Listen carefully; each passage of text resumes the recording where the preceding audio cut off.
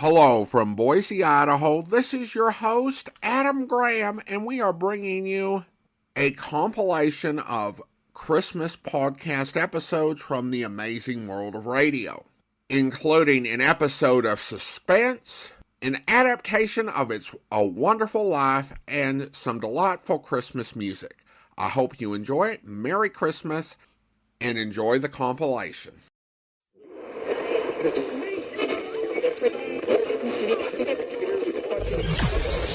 Get ready for unique, rare, and little-known treasures from the golden age of radio.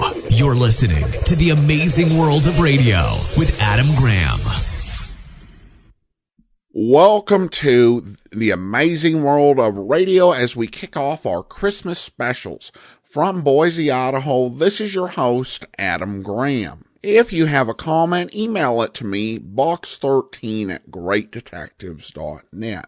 Well, we're going to start things off with an episode of Suspense. And I'll be honest, I've been really curious about this episode ever since I read the title. But I've never got around to it until now. The title of the program is A Korean Christmas Carol. And I'll warn you that except for one element, it's very different from Dickens' story. So we don't really have a Scrooge or Cratchit or Ghost of Christmas Future or anything like that. But it's still an interesting tale. The original air date on this is December 20th of 1959. So let's go ahead and take a listen. And now, another tale well calculated to keep you in suspense. The time, Christmas 1958. The place, Korea. The story, A Korean Christmas Carol, written for Suspense by George Bamber.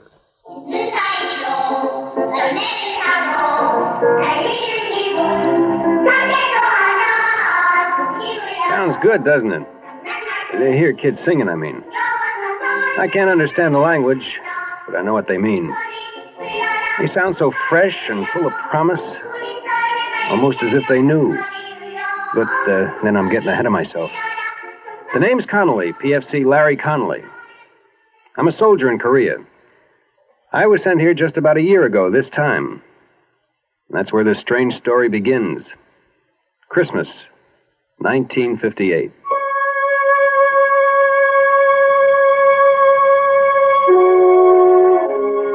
Christmas was for me that year miserable. I'd been stuck on guard the night before, and so I planned to stay in bed the next day and forget about Christmas. I hadn't counted on my first sergeant.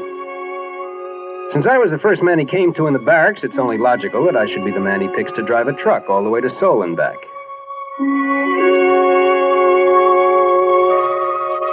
It was night by the time I got on the road, headed back from Seoul.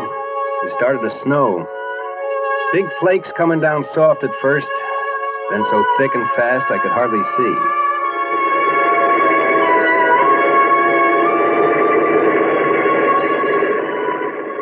I was just over that first range of mountains. Was starting on the twisting, slippery way down when I saw him. The sight of him scared me wide awake. He was standing bareheaded, the wind whipping the snow and his hair around his face. When he raised his thumb, I had the strangest feeling he'd been expecting me. Almost as if it were unnecessary. As if he knew I'd stop. You want a lift? I'm going as far as Camp Santa Barbara.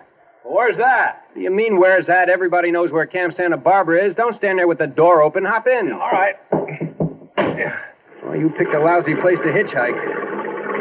Just didn't stop. Oh, thanks. Happened to your gloves. Your hands look half frozen. Gloves?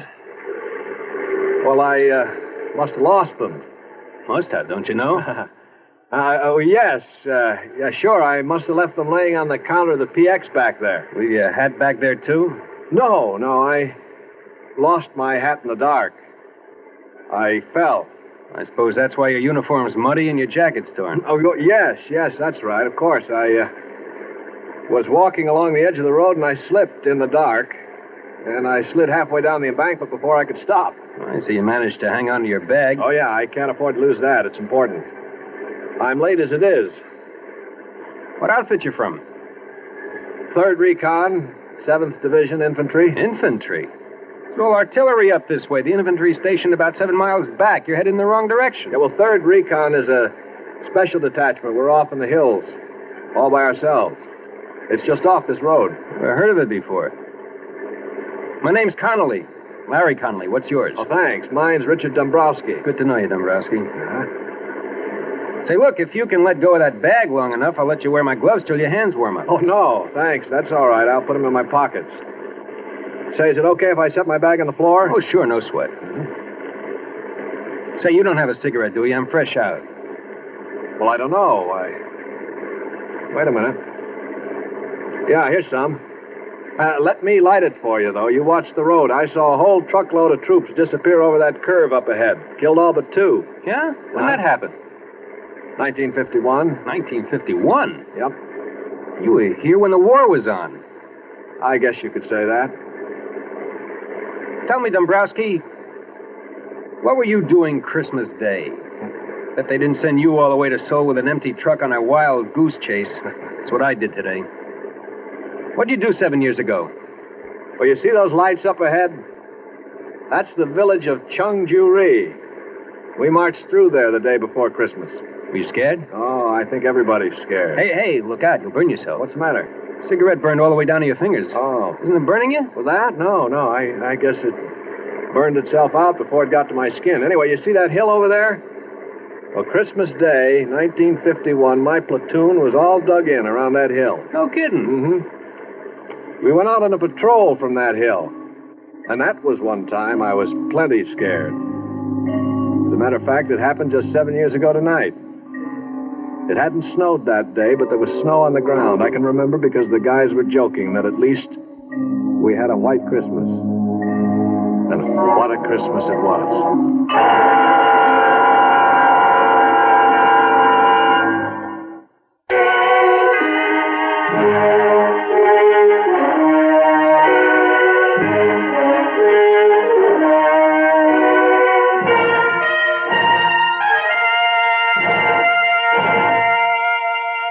As I said, it was quiet Christmas Day, 1951. We were sitting around in our holes waiting for the fun which we knew would begin the next day. They'd managed to get hot turkey up to us, so we were relatively comfortable and happy until Brownie, our squad leader, came back from a talk with the old man. All right, I'll take the first 5. The old man wants us to go out and have a look around. Come on, knock it off. Get rid of your dog tags and canteens. Anything that might rattle or make a noise. We won't be gone long, but we're moving light. Hey, Whitey, might as well leave your helmet here. We want to move quiet. But, Sarge, it's too cold to go out without a hat. Cut the comedy, Walker. We moved out on schedule just as night was falling. And with the night came the cold. We moved rapidly along the valley for about an hour or so when Brownie stopped and raised his hand. All right, you men, hold it up. Once we get on the other side of that ridge up ahead, we'll observe maximum security. No talking, no lights. Keep down. And watch where you put your big, clumsy feet. Yeah. These people just love tripwires with flares attached. Walker, you still got the walkie-talkie? If I didn't, I wouldn't be here to tell you about it. Still working? It's warm, if that's what you mean. That's more than I can say for myself. All right, keep it that way. We may need it if we run into trouble. Hey, while we're here, let's take one last check on your gear. Make sure your rifle bolts aren't frozen, weapons on safety, and all grenades are secure in the pins. Okay? Everybody set? Let's move out.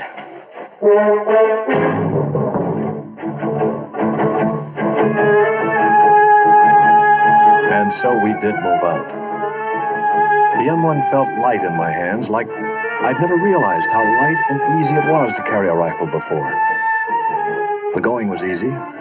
The rice paddies were frozen over and covered with snow, and we stepped carefully between the clumps of rice stubble left over from the last harvest, so the dry straw made no noise. We walked steadily, quietly, maybe 200 yards without a sound, regularly stepping up and over each low rice paddy wall as we came to it, each one bringing us just that much closer to the top. And then it happened.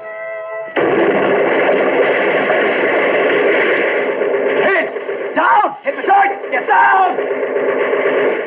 Somebody must have tripped a wire because suddenly the inky black was transformed into the merciless white of the operating table. Everything seemed stopped and slowed down, just like an old movie before the projector blows up. I could see the other guys, the hills, and the deadly, winking fires of the guns. And then we fell down to the protection of the earth. And some of us fell with metal in our bodies. Crawl, you apes. Crawl to the mud tight and stay low. They can't hit us there. And we crawled, digging our knees and fingers into the frozen mud until they were bruised and torn.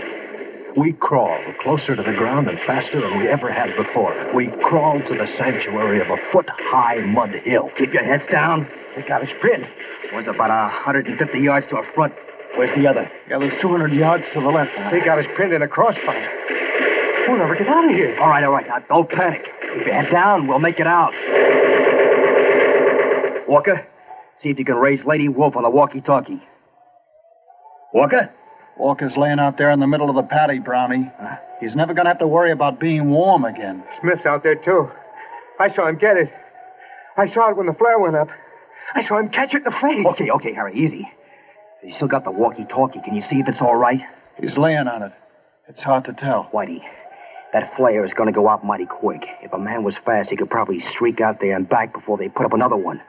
We can use that walkie-talkie to call up some artillery to get these monkeys off our back. I can't, Brownie. I must have been hit. I can't move my legs anymore. I can't even feel them. Easy. Are you bleeding bad? No. Harry, you all right? As far as I know. Stevens? Sure. I'd like to take a whirl at that walkie-talkie. Wait till that flare burns out. It's dying now. Just a few more seconds. Go. By the time the flare lit the sky, Stevens was halfway back, the walkie-talkie dangling from his right hand.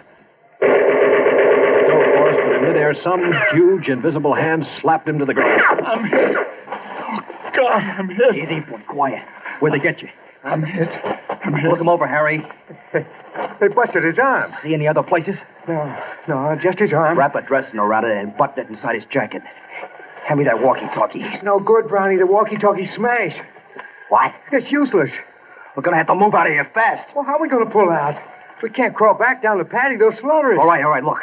We'll move along the dike to the edge of the rice paddy. From there, we can duck into the underbrush and move back down the mountain. We'll never make it.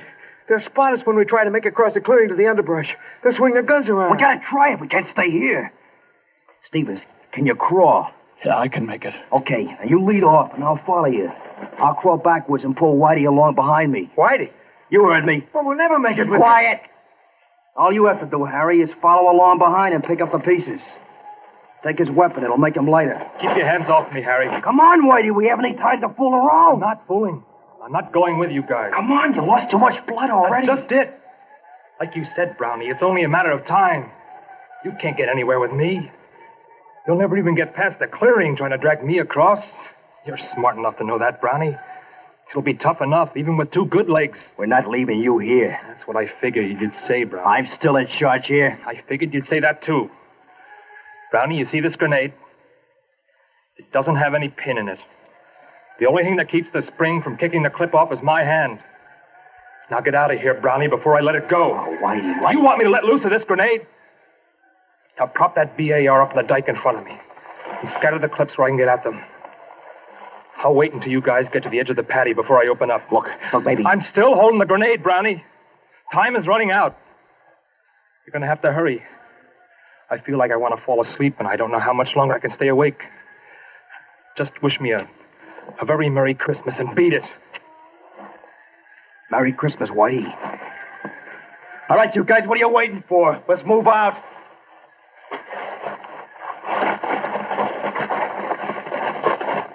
Say, that's right. This is Christmas. Oh, little town of Bethlehem, how still we see. What's the matter? Don't you people like Christmas carols? Well, machine gun fire always was better getaway music than Christmas carols. Above thy dark and dreaming.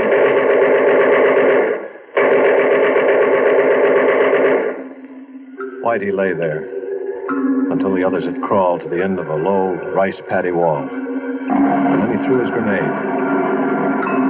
When it exploded, he opened up with a BAR, making enough noise to make the enemy think the patrol was launching an attack. Both machine gun nests zeroed in on him, but Whitey stayed well below the little mud wall of the rice paddy, humming his Christmas carol, loading the BAR with a fresh clip every time it went empty, and perhaps wondering briefly why he was going to die so far away from home, on a little pond of frozen mud he didn't care about or even own.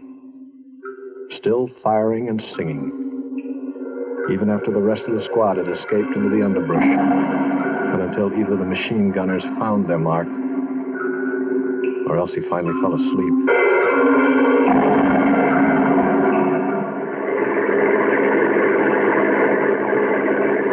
Gosh, he was quite a guy. No, I guess it was just a detail that had to be done, and he had to do it. Well, there's my stop right there where that little road turns off up ahead. Your detachment's up that road? That's right at the end of it. Well, sure, I've seen that road before, but I didn't think there was anything up there. Now, just let me out here. Yeah, sure thing.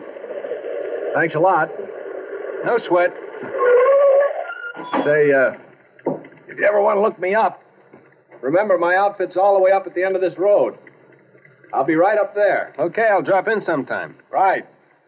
So long, and thanks again. I drove off figuring it'd be a very cold day in Korea before I ever looked him up. Such a weird guy gave me the creeps. I got about 5 miles down the road when I discovered he'd left his bag sitting on the floor of the Deuce and a Half. Took a lot of arguing with myself, but I decided that the only decent thing I could do was to swing around and take it back to him.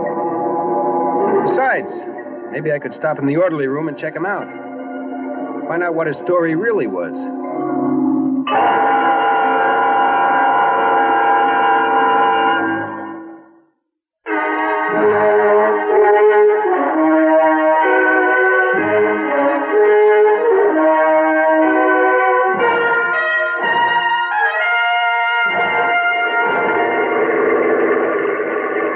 Way back, I almost missed the road because it was so small and seldom used. I drove up it for about 10 minutes. I was beginning to wonder if I hadn't gotten the wrong road after all, as I passed no other vehicles or GIs or anything to indicate there was an infantry company around. Just when I was ready to turn back to the main road, I saw lights twinkling up ahead from what looked like a couple of Quonsets. It seemed impossible that an infantry outfit could be housed in 2 Quonsets, but I pulled the Deuce and a Half to a halt outside the gate and cut off the motor.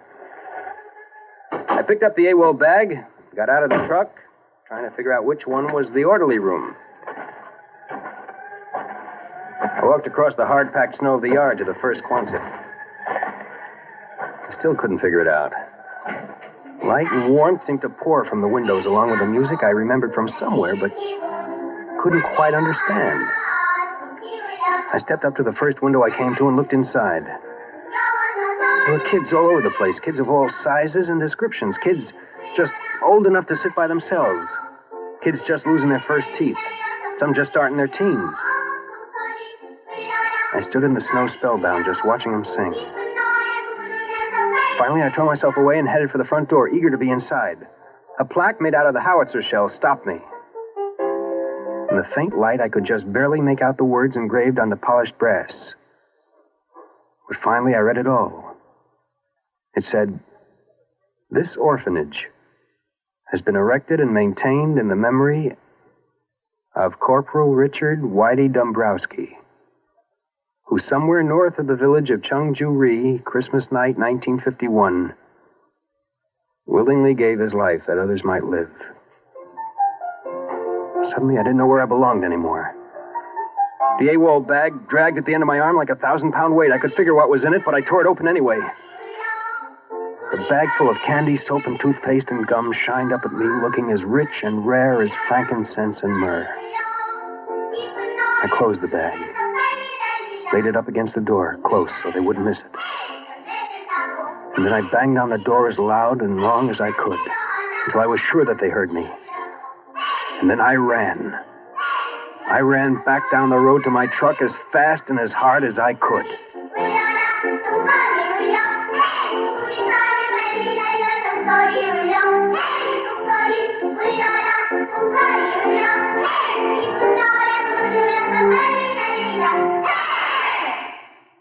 Suspense.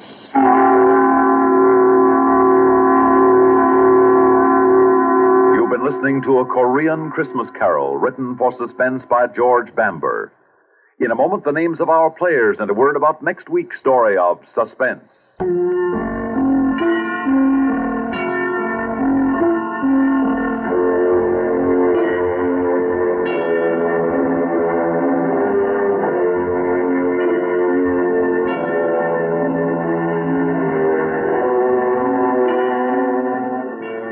In tonight's story were Bill Lipton as Larry Connolly and Lyle Sudrow as Richard.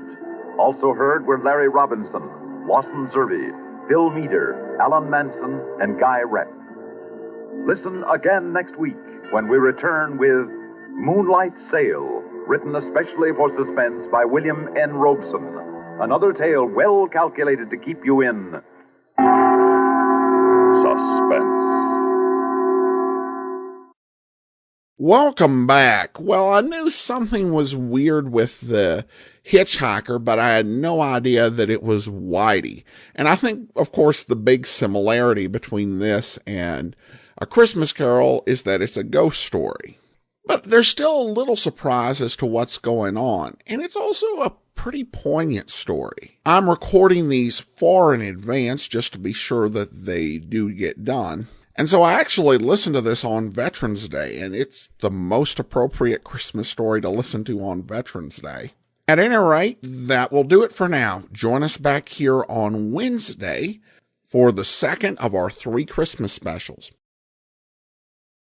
This summer, my Patreon supporters, patreon.greatdetectives.net, voted to do our summer series of great movies over radio, where we played films that made AFI's 100 Years, 100 Movies list that were adapted over radio.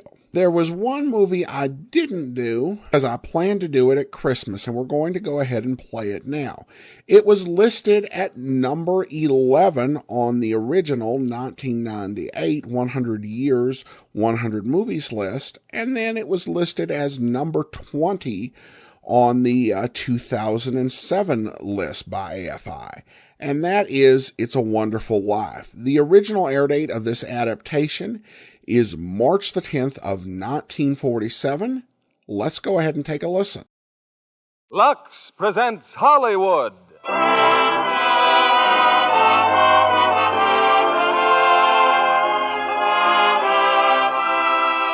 Lever Brothers Company, the makers of Lux Toilet Soap, bring you the Lux Radio Theater, starring James Stewart, Donna Reed, and Victor Moore in It's a Wonderful Life. Ladies and gentlemen, your producer, Mr. William Keighley.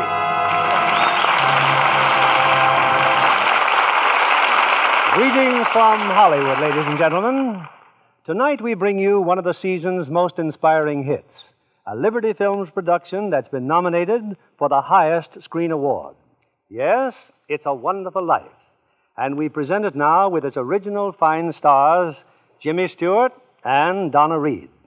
Jimmy in the role which won him a nomination for the best performance of the year. Also in our cast is starred that fine comedian, Victor Moore. It's a Wonderful Life is the drama of a typical American. Might be you, it might be me. He dreams of glory, he lives in hope, he loves and doubts, and only Providence puts a final value on his service to humanity. Our story starts before the war, when life was normal. Shortages were generally unknown, and simple luxuries like Lux soap were abundant. I won't say that's the only reason people said it's a wonderful life, but I do know from the thousands of letters in our files that most of them said it's a wonderful soap. And they keep right on saying it day after day. In fact, the popularity of Lux soap is what makes it possible to present such entertainment as Frank Capra's great production, It's a Wonderful Life, starring Jimmy Stewart as George, Donna Reed as Mary Hatch, and Victor Moore as Clarence.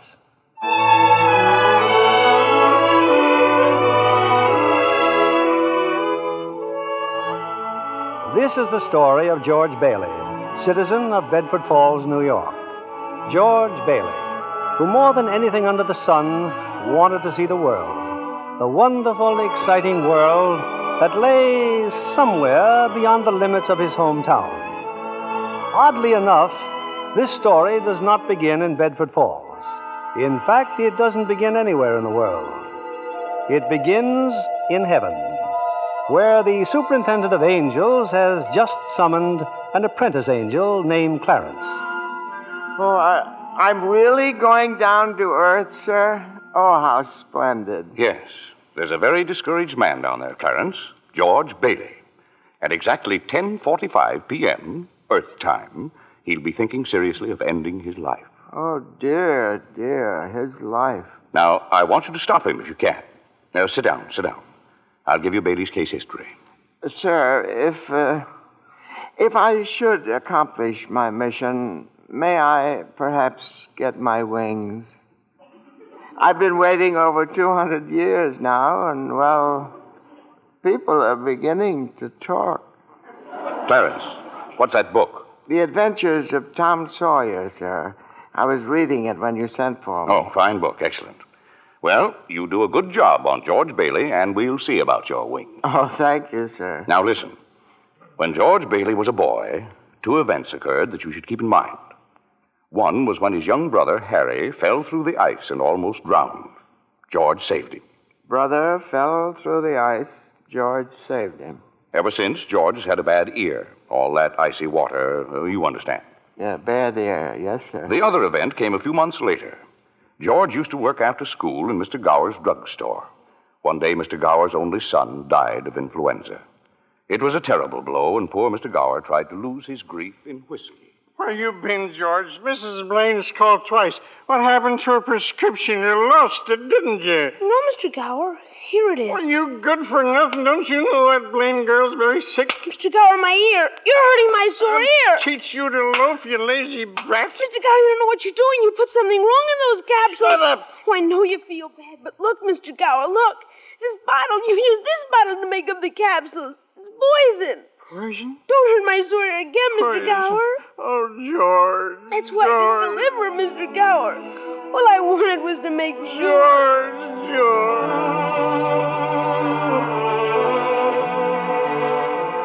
Well, Clarence, that was George Bailey as a boy. When he grew up, he wanted to go to college, but there just wasn't the money.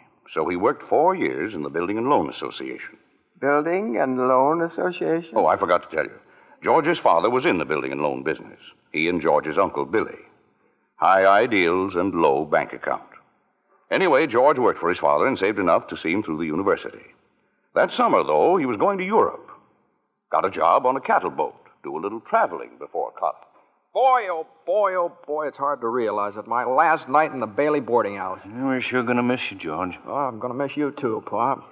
Hey, what's the matter? You look tired. Oh, I had another tussle with old Henry Potter today. I thought when you put him on the board of directors, he'd ease up. Oh, so did I. I just can't understand a man like Mr. Potter. He can't begin to spend all the money he I has. guess Potter owns about everything he wants in Bedford Falls except our building and loan. That's why he hates us. Hey, George, can I borrow your tuxedo studs? Yeah, help yourself, Harry. Well, where are they? In your suitcase? I'm not taking a tuxedo on a cattle boat, you know. Say, where'd you get that suitcase anyway? Oh, Mr. Gower, going away present. And one of these days you're going to see that bag all covered with travel labels. Italy and Baghdad, Samarkand. Gonna have a pretty full summer, eh? I'm going to have a pretty full life. Hey, why don't you come to the dance tonight? What? I'd be bored to death. Well, you couldn't want a better death. Lots of pretty girls. Hey, I gotta hurry. I wish we could send Harry to college with you, George. No, we've got that all figured out now, Pop. He'll take over my job at the building and loan and work 4 years like I did, and then he'll go. Well, he's pretty young for that job. Well, no younger than I was. Maybe you were born older, George. Huh? George, when you get out of college, I don't suppose you'd come back to the building and loan. Oh, no, Pop, I just couldn't. I couldn't face being cooped up the rest of my life in a shabby little office. I'm sorry, Pop. Now, I didn't mean that, but it's just this business of nickels and dimes. I'd go crazy. I want to do something big, something important. Well, in a small way, we are doing something important, George.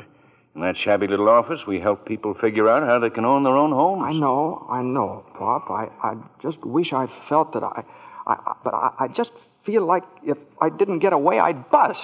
You're right, boy. You get yourself an education, then get out of here. Oh, Pop, you want a shock? I think you're a pretty great guy. Well, thanks, George. I'm glad to hear it. Look, why don't you go on over to Harry's dance? You'd have a good time. Well, I don't know. Maybe it will drop in. Yeah, maybe it will at that. So, George Bailey went to a dance. Is that important, Joseph? Why, it was at the dance he met Mary Hatch. Oh. And 3 hours later, he was walking her home. George and Mary were feeling pretty good, Clarence. As a matter of fact, wonderful. Buffalo girl, can't you come out tonight? Can't you come out tonight? Can't you come out tonight?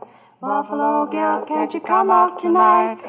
And dance by the light of the moon. Hot dog. Oh, boy, just like an organ. At Gee least. whiz. Hey, you know something? If it wasn't me talking, I'd say you were the prettiest girl in town.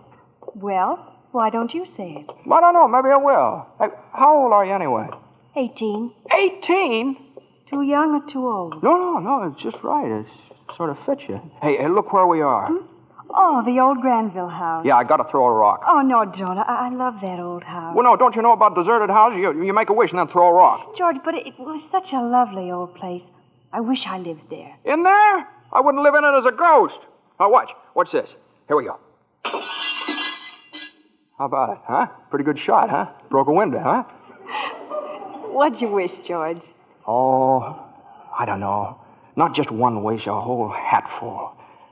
Mary, I'm shaking the dust of this crummy little town off my feet, and I'm going to see the world. Italy, Greece, the Parthenon, the Colosseum. And then I'm coming back here and go to college and see what they know. And then I'm going to build things. I'm going to build airfields and skyscrapers 100 stories high and bridges a mile long. And then I'm going to...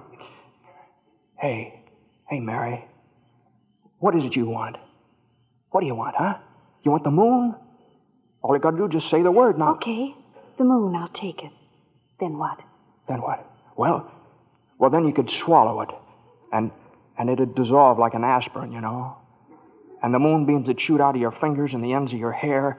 And you think I'm talking too much? Yes, why don't you kiss her instead of talking her to death? How's that?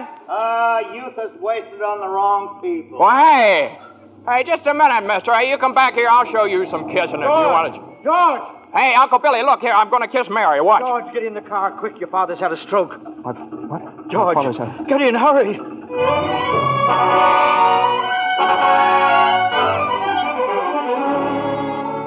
Well, George's father died that night, Clarence.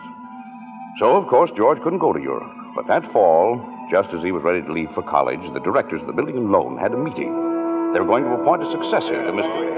What was that you said, Mr. Potter? I said as long as Peter Bailey's dead, let's dissolve the building and loan. We don't need it. Now, wait a minute. Oh, you wait a minute.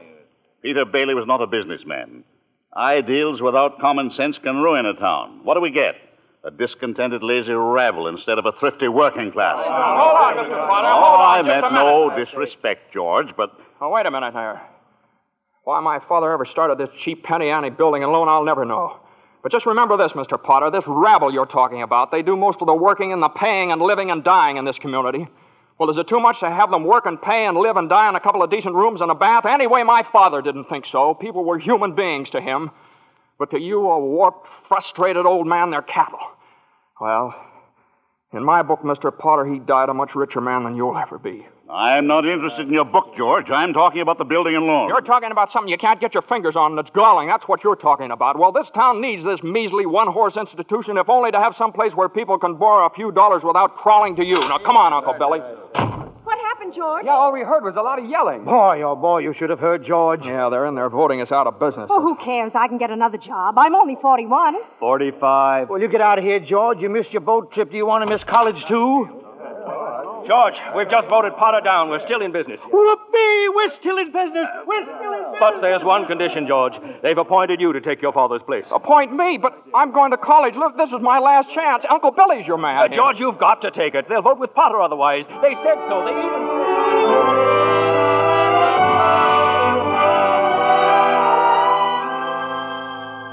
I know. George Bailey Billy didn't go to college? That's right, Terence. He gave his college money to Harry.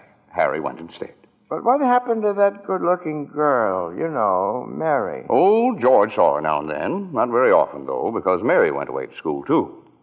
Anyway, George waited 4 years more for Harry to come back and take over the building and loan. He could still see the world. He planned to work in the oil fields, Venezuela. Except when Harry came home, he wasn't alone. There was a girl with him, his wife. George?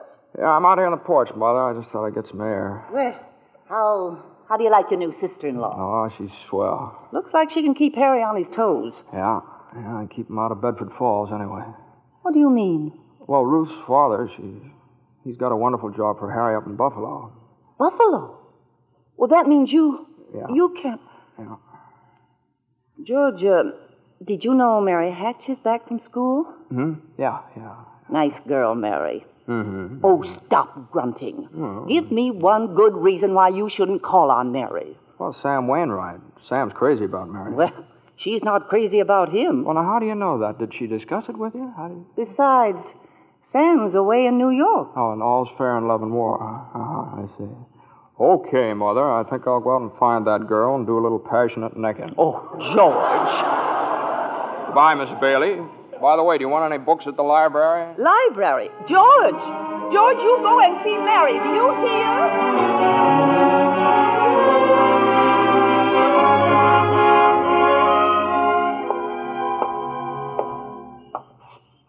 George, is that you out there? Hello, Mary. Well, are you coming in? I just happened to be passing by here. Oh, I thought you were picketing. Have you made up your mind? How's that?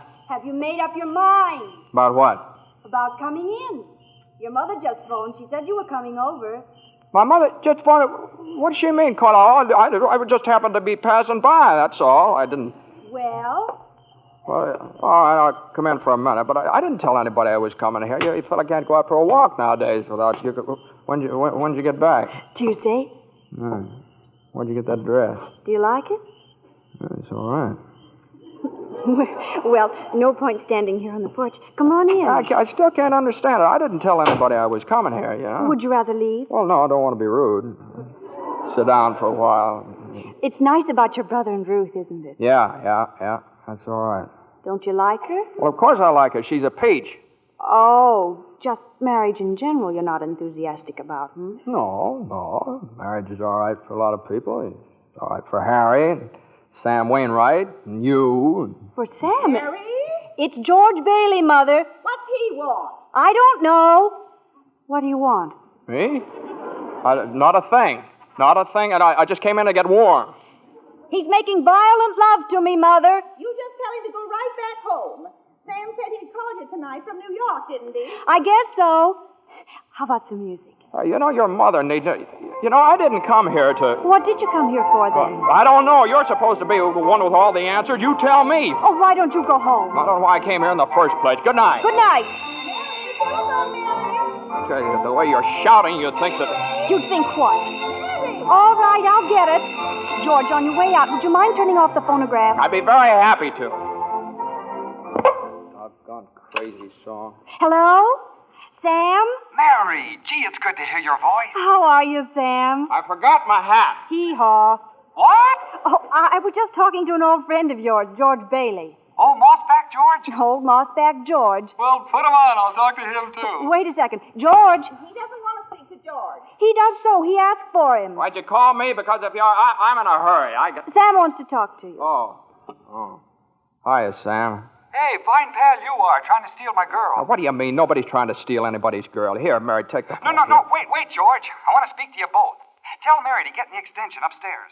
He says for you to get on the extension upstairs. I can't. Mother's on the extension. I am not. Here, we can both hear, George. Just put your head a little closer. What? Yeah, that's better.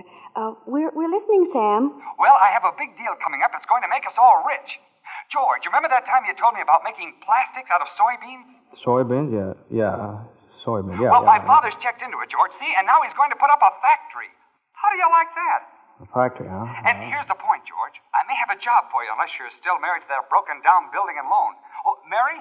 I'm here. You tell that guy I'm giving him a chance of a lifetime. Do you hear? He says it's the chance of a lifetime. Give me that phone. Here's George again, Sam.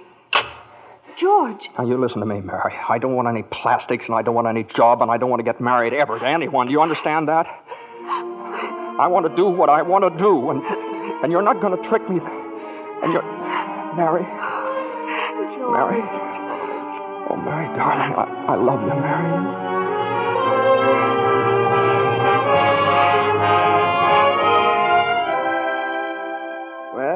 Well, so George Bailey and Mary Hatch were... Yes, George and Mary were married. And they started off on their honeymoon in Ernie Bishop's taxicab. Hey, where are you two going on this here now honeymoon? We're going to shoot the works, Ernie. A whole week in New York, a whole week in Bermuda, the highest hotel, the oldest champagne, the hottest music, and the prettiest wife. So you're finally getting out of Bedford Falls, huh? Then what? Then what, honey? After that, who cares? That does it. Hey, you know, Mrs. Bailey, I haven't kissed you. Hey, since George, there's something funny going on over there. Look over there at the bank. It looks like a run. All right, pull over a minute, will you, Ernie? George, let's not stop. Please, let's go straight to the No, wait a station. minute. I better see what it is. I'll be right back. George, please. George!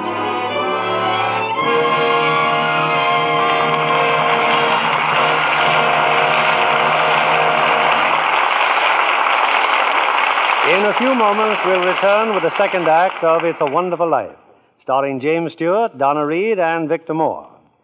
Meanwhile, here's our Hollywood reporter, Libby Collins, looking very smart, too, may I say. Well, thank you, Mr. Keeley. You know, after seeing Paulette Goddard's wardrobe for Paramount's new comedy, Suddenly It's Spring, I just had to rush out and buy something new. Looking at all those lovely clothes was just too much for my self-control. Well, you look stunning, Libby. Oh, thank you again, Mr. Keeley. Now, tell me about the picture. I understand that Paulette's portrayal of an ex-whack is truly delightful. Oh, yes, it is. And Fred McMurray gives a perfect characterization of her wayward husband. Between the two of them, Suddenly It's Spring is a high-spirited comedy with emphasis on the romantic side. Well, naturally. But really, Mr. Keeley, that wardrobe of Miss Goddard certainly will make clothes-conscious girls sit up and take notice. I'll bet you think so, too, Mr. Kennedy. Well, Libby, men seldom know much about styles. Well, what I notice about a dress is the general effect when a woman wears it. Some girls always seem to have that right-on-the-beam look. You know what I mean. Well, I think what you have in mind, Mr. Kennedy, is good grooming. Screen stars certainly put great emphasis on it. A perfect hairdo, fresh, beautifully cared-for skin. Those are essentials. That must be the reason Lux Toilet Soap continues to be a studio standby, no matter how often other styles change. Well, that's what Miss Goddard told me. She says her beauty facials are so quick and easy and work so well. She's never without a supply of Lux Toilet Soap. I can depend on it for daily complexion care, she said. I wish you'd tell the ladies in our audience how easy these Lux Soap facials are, Libby. Well, here's what Paulette Goddard does. She says, I cover my face with the fragrant Lux Soap lather and work it well in. I rinse with warm water, then cold, and use a soft towel to pat my skin dry. Gives skin quick new beauty, she says. Daily Lux Soap facials do make skin lovelier. Recent tests by skin specialists proved it. In 3 out of 4 cases, complexions became softer and smoother in just a short time. A lovely Lux complexion makes a woman so attractive. I wish every girl who hasn't tried Lux Toilet Soap would begin using it tomorrow. That's sound advice, Libby. When 9 out of 10 screen stars recommend a beauty soap, you know it has to be good. So why not try Lux Toilet Soap, Hollywood's own complexion soap? We pause now for station identification. This is CBS, the Columbia Broadcasting System.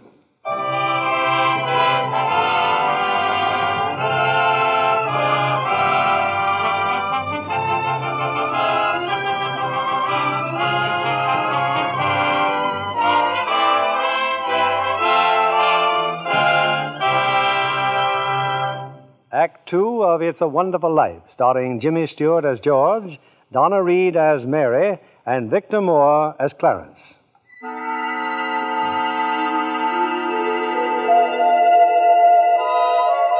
Well, we're back in heaven again, where the superintendent of angels is reviewing the case history of a mortal named George Bailey. Clarence, the apprentice angel, is very eager to depart on his mission to the earth. Poor George Bailey. Oh, he's certainly in desperate trouble, Joseph. I'll go to him at once. Now, you sit down, Clarence. Sit down. We're nowhere near the point where George Bailey's thinking of taking his life. We're not? Now, where were we? Oh, yes. George and Mary had just started out on their honeymoon when they ran smack into the financial panic of 1932. In the waiting room of the building and loan, 100 frantic people were clamoring for their safety. Hey, what's going on, Uncle Billy? What's happened to all those people out there? This is a pickle, George. All I know is the bank called our loan an hour ago. I had to hand over all our cash. Holy mackerel. Whole town's gone crazy. Bank's in the same spot we are. Our charter, too. What about our charter? Our charter says we have to stay open until 6 p.m. The state can take away our license if we don't. How can we stay open till 6 without any money? George, where are you going? Out to talk to those people. Come on. Now, please. Now, please, folks. Now, just a minute. Just a minute. Now, please. How about our money, George? Where's our money? Well, come on. Now, please. Well, wait a minute. Now, listen to me. Now, you're thinking of this place all wrong. Your money's not here. Wait a minute. Now, let me tell you, your money's in people's houses. In the Kennedy house, and the McLaren house, and in your house, and 100 others. Now, what are you going to do? Foreclose on them? I got $240 in shares. Now, let me have it. All right, Charlie. Now, you'll get your money in 60 days. 60 days? Well, now, look, that's what you agreed on when you bought your shares. I got my money! Yes! Old man Potter's taking over the bank. He'll pay you 50 cents on every dollar. Then let's take our shares to Potter. Half is better than nothing. Now, wait a minute, please, folks. I beg of you not to do this.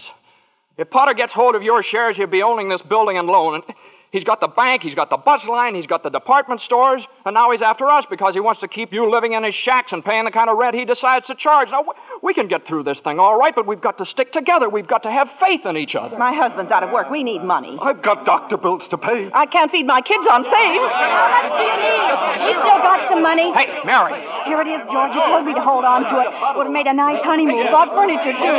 Hey, now, wait a minute, folks. Listen. I've got $2,000. All right, Charlie, how much do you need? $240. No, Charlie, now listen, just enough to tide you over. I said $240. Okay. Uncle Billy, give Charlie $240. All right, Ed. Now, how much just to get by on? $20, I suppose. Now you're talking. Now, Mrs. Thompson, how about you? $20 will do me. Good. $20. Uncle Billy, pay it back when you can now. Pay it back when you can. All right. Who's next?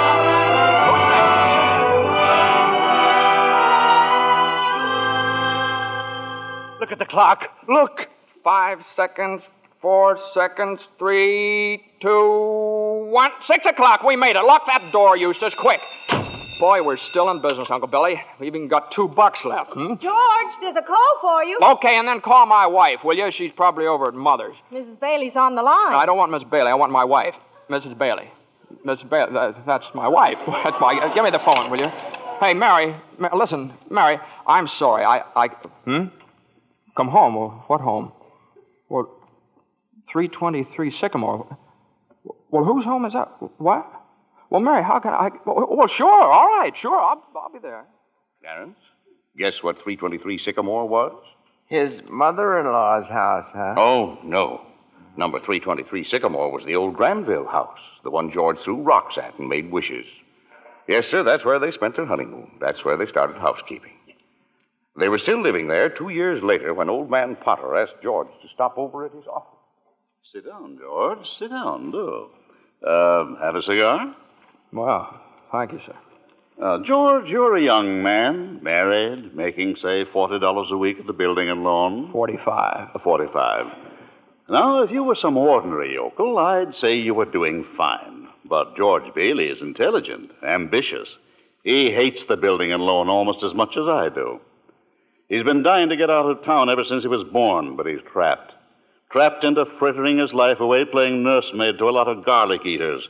Do I paint a correct picture, George, or do I exaggerate? Well, what's your point, Mr. Potter? My point is that you're the only man in town who has licked me.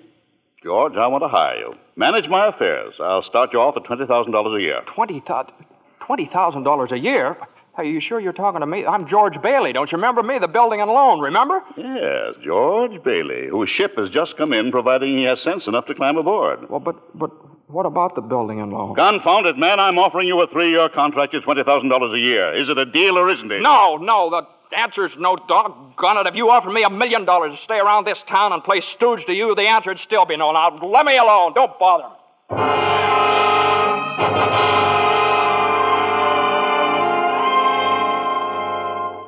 George, what did Mr. Potter want? Oh, it's nothing. He just talk.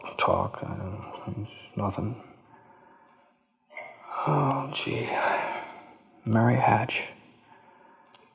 Mary, why in the world did you ever marry a guy like me anyway? To keep from being an old maid. I was going to see the world. I was going to build things. I was going to give you the moon. What have I given you? What have I given you? Not even a new dress, not for months. Gee whiz, I feel awful. So do I. Mornings especially. I could have married Sam Wainwright, anybody else in town. I didn't want to marry anybody else. I want my baby to look like you. No, you didn't even have a honeymoon, and I promised you that you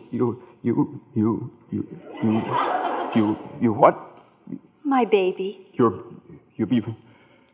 Hey, Mary, you mean you're on the nest?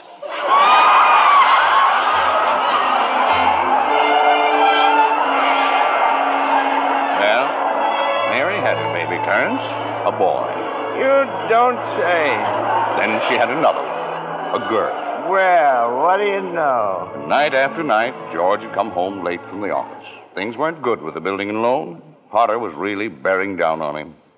Then came the war. Mary had another baby by then. Oh. But she still had time to help out in USO. Uncle Billy sold war bonds. And George's brother Harry became a real hero. Shot down 15 planes. But George, what about George? Well, George was 4F, his bad ear. He was an air raid warden. On VE Day, he wept and prayed. On VJ Day, he wept and prayed again. We're getting pretty close to today, aren't we, sir? Yes, Clarence. You now know almost everything you have to know about George Bailey, except what happened that finds him down there at this moment, wanting to die. Well, sir, well? Well, today's the day before Christmas, Earth time. George is pretty excited. Hey, Tilly! Eustace! Hey, look at the newspaper. Commander Harry Bailey, decorated by the president. That's my kid brother. The Congressional Medal of Honor. Gosh, George, gosh. What do you think about the 15 Jap planes? And the last one he got was just about to dive into a transport loaded with soldiers. You know what that means? He saved lives, hundreds of lives. Hey, gee, where's Uncle Billy? Huh? We're going to the bank, George. He's depositing that $8,000. Good. Go. Who's that in his office there? It's that man again, the bank examiner. Oh, yeah. Well, good afternoon, Mr. Carter. Hey, Tilly, get the books from Mr. Carter. Will you know, that's my brother's picture there, Mr. Carter. He shot down 15 planes, and one of them was...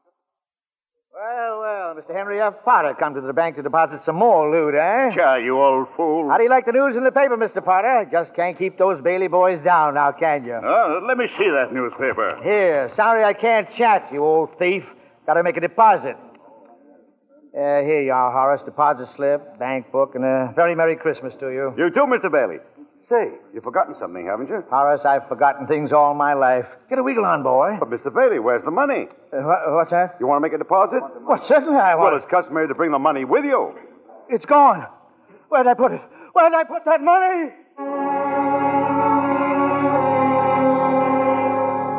A terrible thing, Clarence, terrible. Uncle Billy couldn't find the money because the envelope with the $8,000 was folded up in that newspaper he gave to old man Potter. I just don't know what happened to it, George. I just don't know. $8,000. Uncle Billy, the bank examiner's here, and it's not our money. It belongs to the depositors. George, what are we going to do? We've traced every step I took. We can't stand here in the street. Are you sure you didn't put that envelope in your coat pocket? I think so. Maybe.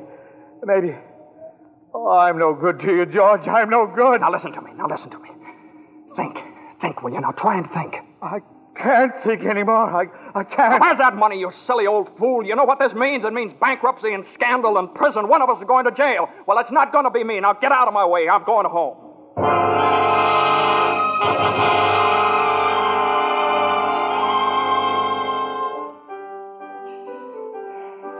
George, dear, what's wrong? You haven't said a word since you came home. Oh, well, that banging on that piano. Does she have to just keep playing that same piece over and over and over and over again? I have to practice for the Christmas party, Daddy.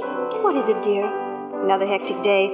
Yeah, another red letter day for the baby. Dad, Murphy's got a brand new car. You should see it. What's the matter with our car? Isn't it good enough for you? I'm sorry, Dad. I only... Run upstairs, Petey. See if Zuzu's all right. Okay, Mom. Now, what do you mean? What, see if Zuzu's all right? What do you mean? Oh, she caught a little cold coming home from school. She didn't button up her coat. Well, what is it? What do you mean, just a cold? George, the doctor said it was nothing serious. Was the doctor here? Well, I thought he'd better look at her. It's this old drafty house. It's no wonder we don't all have pneumonia. Might as well be living in a refrigerator. Why'd we have to live here in the first place and stay around this measly, crummy old town? George, what's happened? Everything's happened. You call this a happy family? Why do we have to have all these kids? Daddy, how do you spell frankincense? I don't know how you spell. You ask your mother. Where are you going? Upstairs to see Zuzu. Hello? Oh, thank you, Mrs. Welch. I'm sure she'll be all right. Who's that? Zuzu's school teacher. What? Oh, yes, the doctor says she'll be fine tomorrow. Here, give me that phone. George, please. Mrs. Welsh?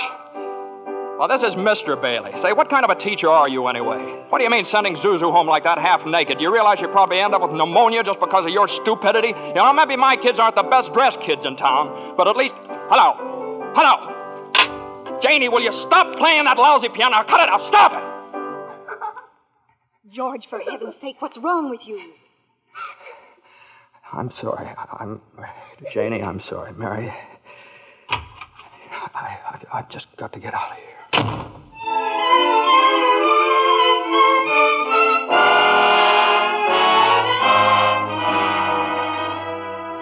So that's it, George. You're short $8,000 in your accounts, eh? Now, please, Mr. Potter, I'll pay any sort of a bonus if you still want the building and loan. You say it was lost. Have you notified the police? No, sir, I haven't done that yet. Harry's home. Oh, I come to me. What about your good friend, Sam Wainwright? I can't get a hold of him. He's in Europe. What kind of security would I have, George? What collateral? Yes, sir, I have some life insurance here. $15,000 policy. What's your equity in it? $500. And you want $8,000? You once called me a warped, frustrated old man. Well, what are you but a warped, frustrated young man crawling on your hands and knees for help? Why don't you go to the riffraff you love so well? Ask them for help. I'll do anything, Mr. Potter, please. Please help me, Miss. My wife and kids. I'm calling the district attorney. $500. You know something, George? You're worth more dead than you are alive. Now get out of here. Get out.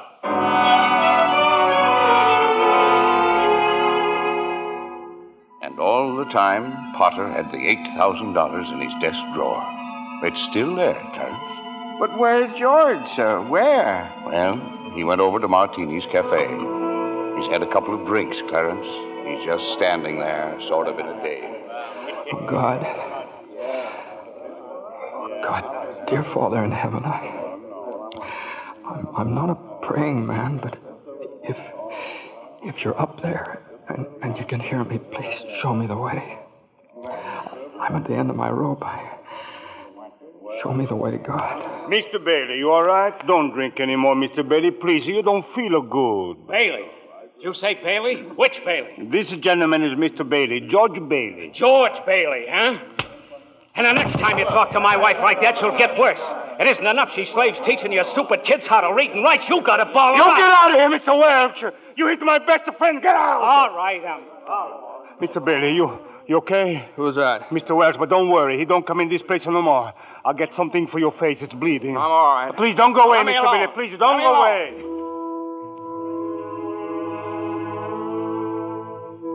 Well, George left Martini's Cafe 5 minutes ago, Clarence. He's at the river now, on the bridge, looking at the water. Are you ready, Clarence? All ready, sir. Very well.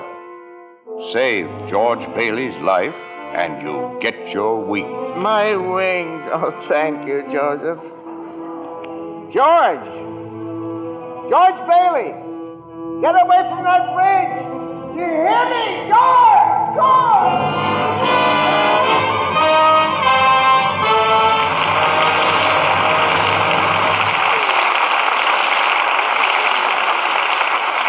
In just a moment, we'll bring you Act 3 of It's a Wonderful Life, starring Jimmy Stewart, Donna Reed, and Victor Moore.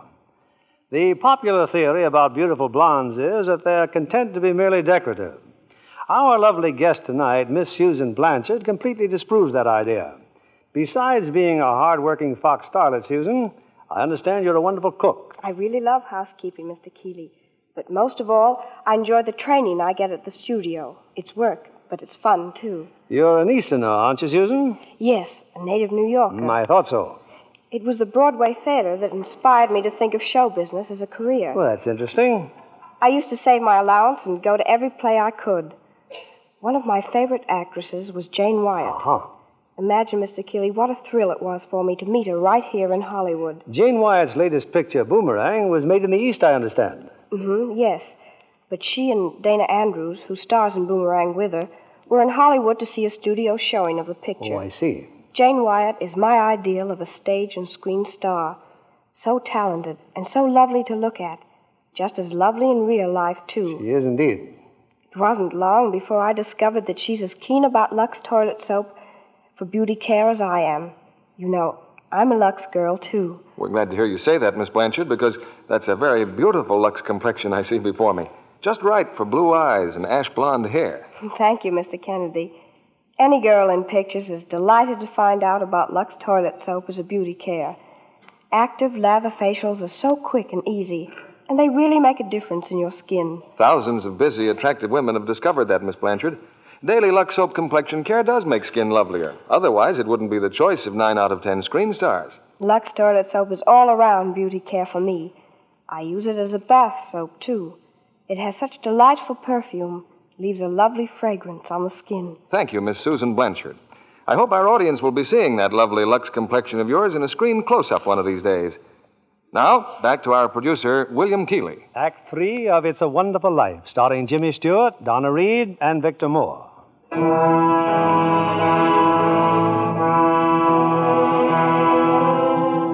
Numb with despair, convinced, as Mr. Potter said, that he's worth more dead than alive, George Bailey stands on a bridge, staring at the dark and frigid waters below. Suddenly, there's a splash.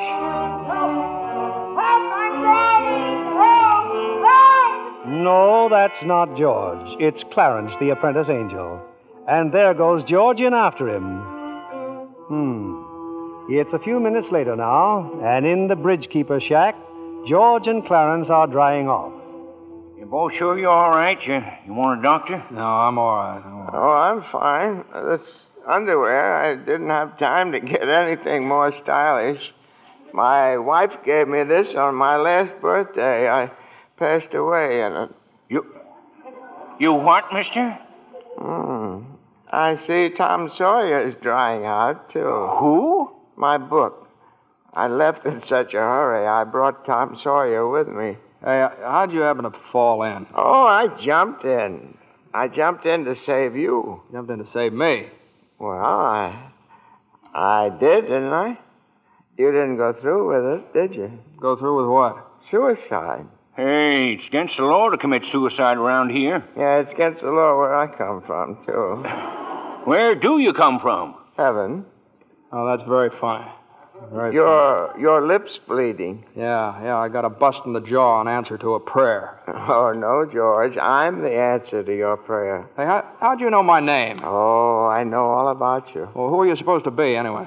Clarence Oddbody, AS2.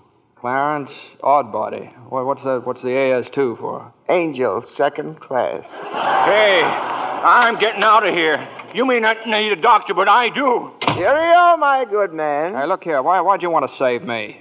Because I'm your guardian angel, George. Oh, I see. Uh-huh. Well, you look like about the kind of an angel I'd get. What happened to your wings? Well, I haven't won my wings yet. That's why I'm an angel, second class. Oh, I see. But you can help me earn them, George, by letting me help you. Oh, don't happen to have $8,000 on you, do you? No. We don't use money in heaven. Oh, that's right. Yeah, I keep forgetting. I see. Comes in pretty handy down here, bub. Oh, tut. Of course, I found it out a little late. You know, I'm worth more dead than alive. You mustn't talk like that. Joseph will never give me my wings if you keep feeling that way. You just don't realize what you've done for your folks. Why, if it hadn't been for you... Yes, if it hadn't been for me, everybody would be better off. My wife and my kids and my friends. Oh, this is not going to be easy. And I'll be better off if I hadn't been born. What did you say? I said I wish I'd never been born. George, that's wonderful. Wonderful? What? The idea you just gave me. Well, you got your wish. You've never been born. I've never been born. Exactly. No worries, no $8,000 to get, nothing. You simply don't exist. All right, okay, all right. George, I can do things, strange things. I can show you the world, George, the way it would be if you hadn't been born. Hey, wait a minute. This ear of mine. Hey, say something else in that bad ear. You don't have a bad ear anymore. Oh, I don't think you're concentrating. Oh. Don't you see? You're not the George Bailey you think you are. You're nobody. Oh, that's the doggonest thing I ever saw, that ear. Your lips stopped bleeding, too. Yeah. Hey, what's happening around here? What is this, anyway? I need a drink. That's what I need. What about you, Angel? You want a drink? Well, I don't quite know. Come on. We'll go as soon as our clothes are dry. Clothes are dry, George. Hey, so they are. That's funny. Well, look, let's get dressed and we'll stroll over to Martini's and then... excuse me. I'll stroll. You fly. Yeah. Oh, no, I don't have my You don't wings. have your wings yet. That's right. I forgot that again. A couple of drinks and we'll both fly, huh?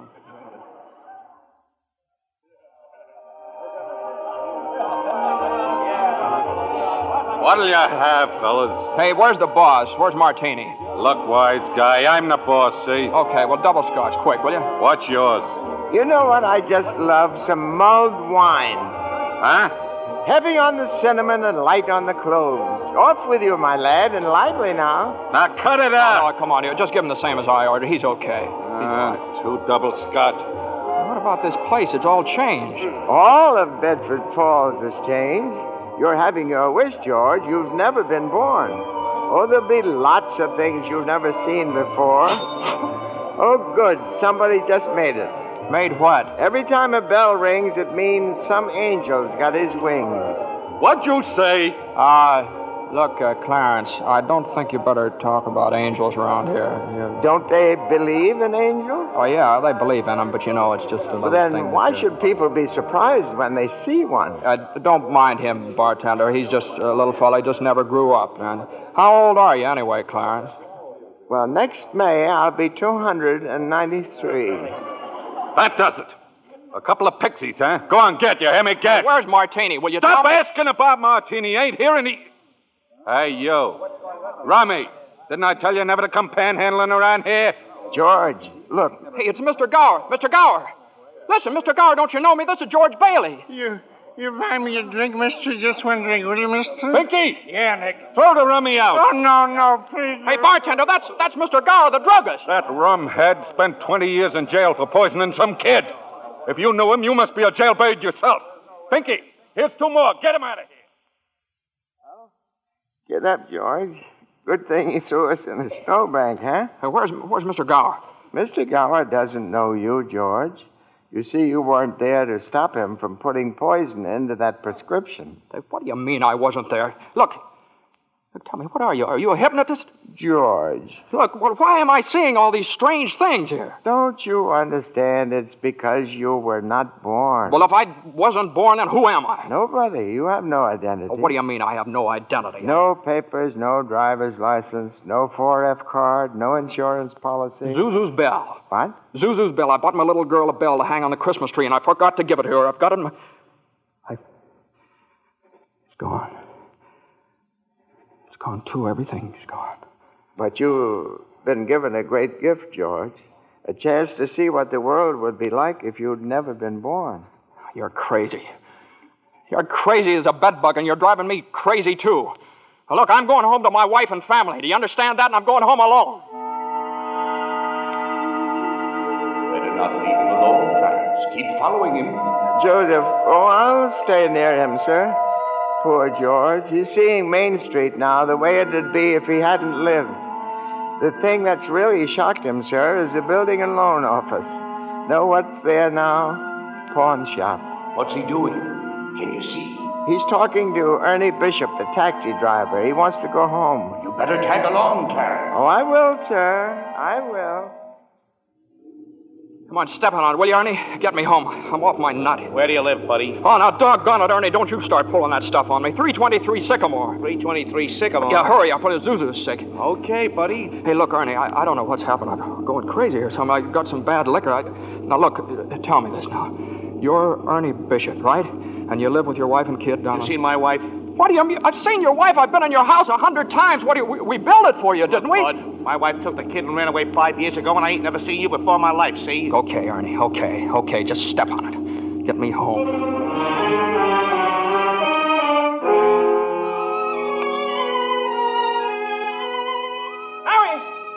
Mary, where are you? Janie, Petey, Zuzu. Zuzu, where are you? This is just an old abandoned house, George. You have no wife, no children. Where are they? What have you done with them? Hey, I'll face that thing. See, I told you. All right, up with your hands. Oh, Bert the cop. Thank heaven you're here. Now, look, why don't you be a good fella and I'll take you to a doctor? Bert, listen to me. What's the matter with you guys? Now, listen, it's that fellow there. He says he's an angel. He tried to hypnotize me. I hate to use my nightstick, but I guess I... Ow! Run, George, run. He can't hit you while I'm biting him. George, run. My teeth aren't what they used to be. Joseph, help! Joseph! Where'd they go, Ernie? Where'd they go? I don't know. They just disappeared.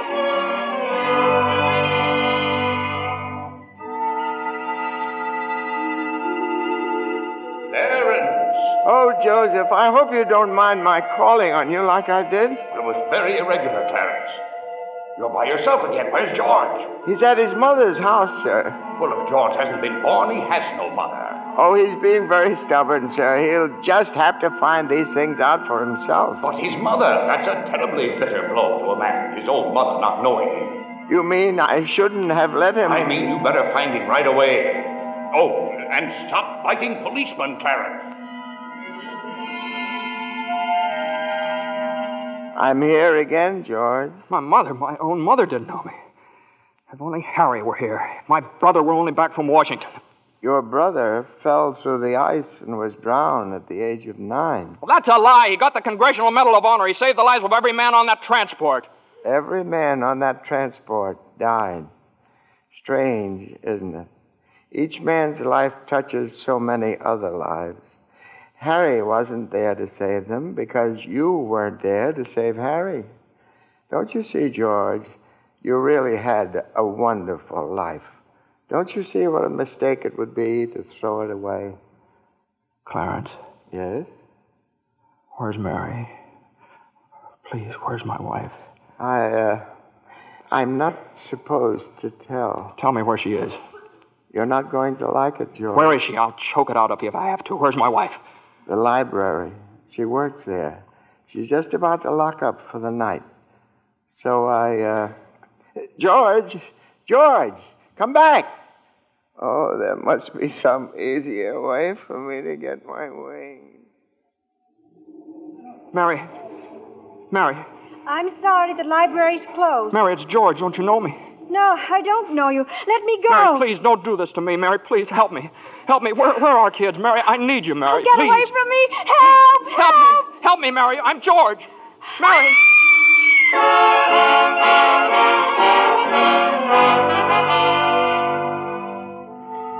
Clarence. Oh, where is he, Joseph? Where's George? I'm afraid I've lost him, sir. You knew you shouldn't have let him try to see Mary. Now they're after him, a mob. They think he was trying to hurt her. Joseph, I won't even get one wing, will I? You have one more chance, Clarence. Get over to the bridge by the river. I think George has seen just about enough. But the mob... But don't worry. They've lost him, too. Now, hurry up. Oh, thank you, Joseph. Thank you. Clarence, where are you? I'm here, George. Help me, Clarence. Get me back.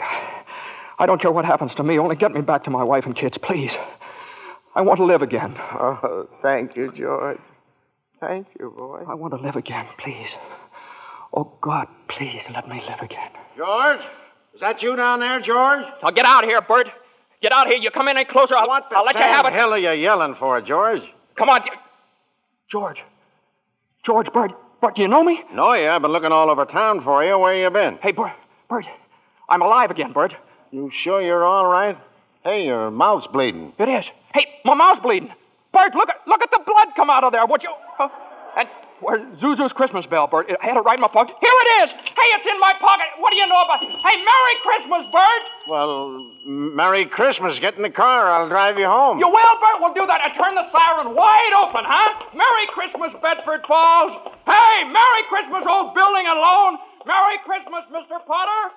Yippee! Come on. Hey, Bert, come on in with me, huh? What is these people, these reporters? Hey, Merry Christmas, reporters. Hey, Mr. Bank Examiner, Merry Christmas. Mr. Bailey, there's a deficit. I know, $8,000, I'll bet, huh? George, I've got a little paper here. I'm sorry. I bet it's a warrant for my arrest. Isn't that wonderful? Merry Christmas. Hey, where's Mary, you know?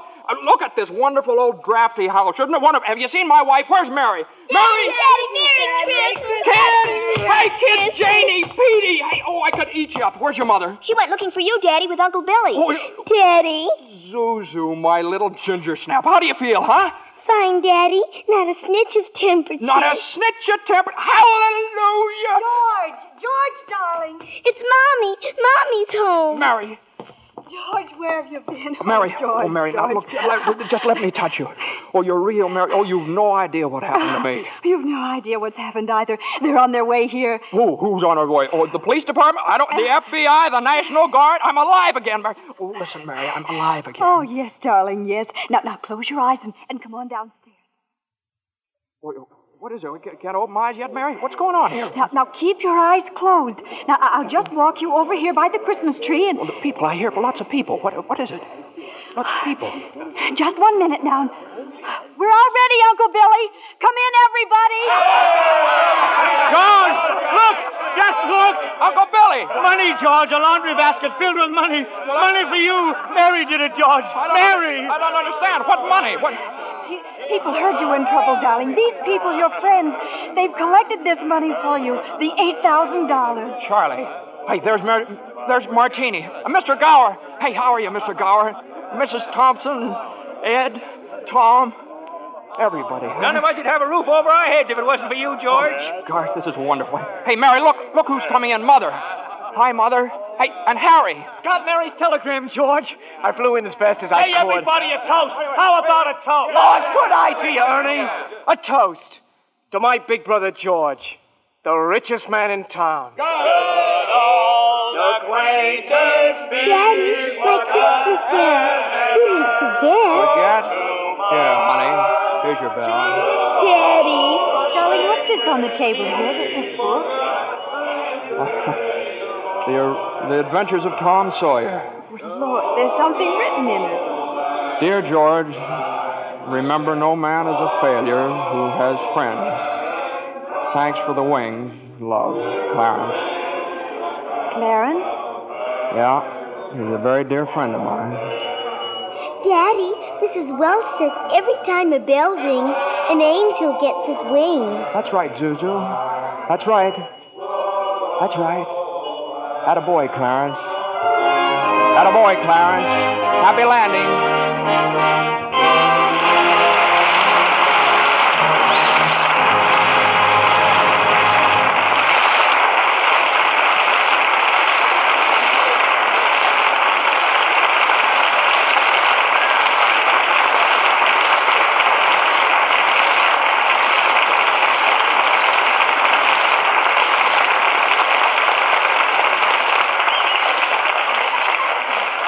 It's a wonderful life so long as we can have such fine performances as we enjoyed tonight. From Jimmy Stewart, Donna Reed, and Victor Moore. Jimmy, I'd like to thank whatever guardian angel whisked you back from Texas for our show this evening. Well, that guardian angel was an airline's wing, Bill. You were in Texas for the premiere of this picture, weren't you, Jimmy? Yeah, Frank Capra and I went down for 5 openings as many nights. Pretty good All down of there them in Texas, yeah. Jimmy? Yeah, every one of them. The 5 premieres over Texas. You know, it's a pretty big state. Takes that many to do it. Jimmy, I'm sure your fans were proud to read that you received an honorary degree from Princeton just the other week. Yes, how about that, Jimmy? Do we call you professor now? No. It's just an M.A. Oh, Master of Arts? Well, it might have been. I don't know. It might be for murdering architecture. That's what I studied at Princeton. Well, you know, Donna has an honorary degree to her credit, too. LLC. What's that, Bill? LLC? Well, you can see for yourself. a lovely Lux complexion. Well, thank you, Bill. Or rather, thank Lux Toilet Soap. It's a wonderful complexion care. I use it faithfully. With wonderful results, I see. What's happening next Monday night on Lux, Bill? Next week, we have another of the season's most successful films.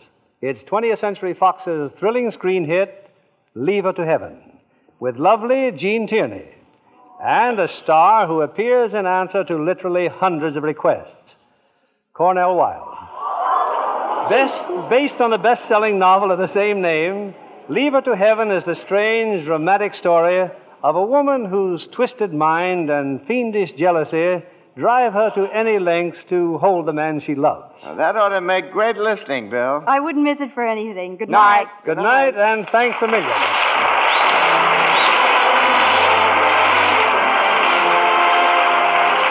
Lever Brothers Company, the makers of Lux Toilet Soap, join me in inviting you to be with us again next Monday evening when the Lux Radio Theater presents Jean Tierney and Cornell Wilde in Leave Her to Heaven. This is William Keighley saying good night to you from Hollywood.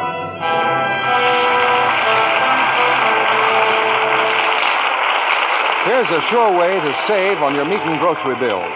Turn in used kitchen fats to your butcher and receive a generous price for every pound.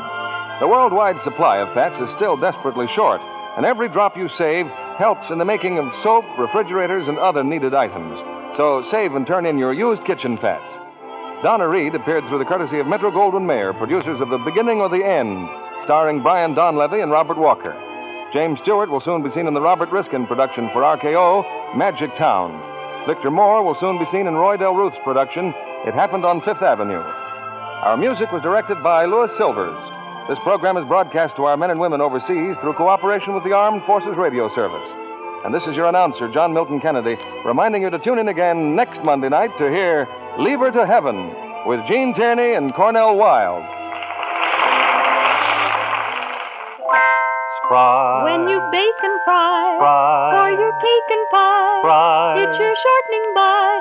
Rely on Spry. Want fried foods crisp, golden, better tasting? Try Spry, the pure vegetable shortening that gives you delicious, better tasting fried foods.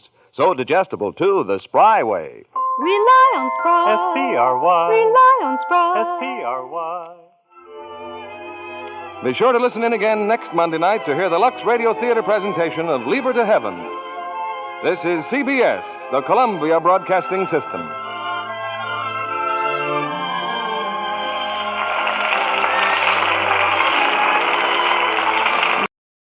Welcome back. Well, a lot of changes, and I'll be honest that the first time I listened to this radio version, I didn't like it, but it really, when I think about it, it's just because I'm so used to the film version. And, you know, I grew up during the period where the film version was on multiple times, on multiple channels, and I watched it over and over and over again. So I knew all the beats, and I knew when this adaptation deviated from it. But looking at it as honestly as possible, I think that none of the changes undermined the spirit of the story. The adapter really faces a challenge in trying to tell the same story in a 1-hour radio play as was told in a 2-hour movie. And I think they did a good enough job. The only change that really baffled me was why they changed the song that George's daughter was playing from Hark the Herald Angels Sings. Was the tune under copyright or something? I don't believe so, because the tune was put to the words by Charles Wesley in 1855, and copyright only ran up to 56 years. So that would have been well in the public domain, so I have no idea why they changed that song. Lux was fortunate to be able to get Jimmy Stewart and Donna Reed for this particular performance, but most of the rest of the players were actors regularly used by Lux Radio Theater. The exception to that was Victor Moore.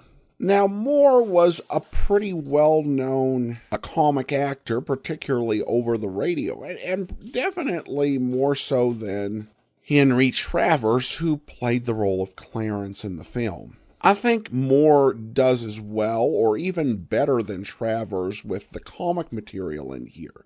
The drama is a bit different. It's a bit more understated. Though I have heard some people, generally younger, question the intensity at which Travers delivers some news, such as Mary becoming an old maid, so maybe there's a case for Moore's take as well.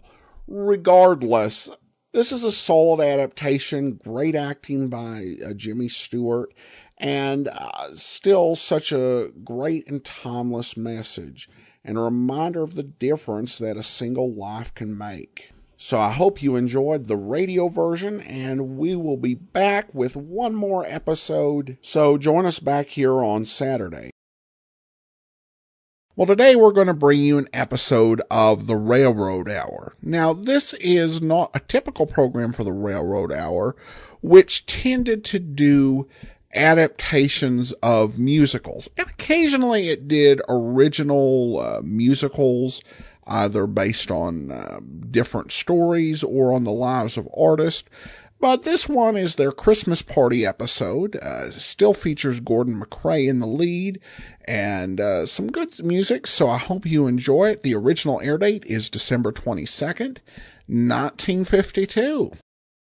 Ladies and gentlemen, the Railroad Hour.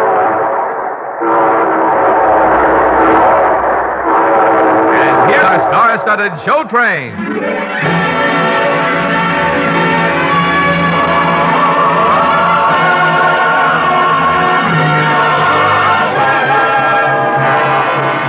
Tonight, the Association of American Railroads invites you to a special Railroad Hour Christmas party, starring Gordon Macrae with his celebrated guest from the Metropolitan Opera, Dorothy Kirsten, and featuring a dramatized version of the famous Nutcracker Suite. Our choir is under the direction of Norman Luboff, and our music is prepared and conducted by Carmen Dragon. It's a coast-to-coast Christmas celebration brought to you by the American Railroads, the same railroads that bring you most of the food you eat, the clothes you wear, the fuel you burn, and all the other things you use in your daily life. And now, here is our star, Gordon Macrae.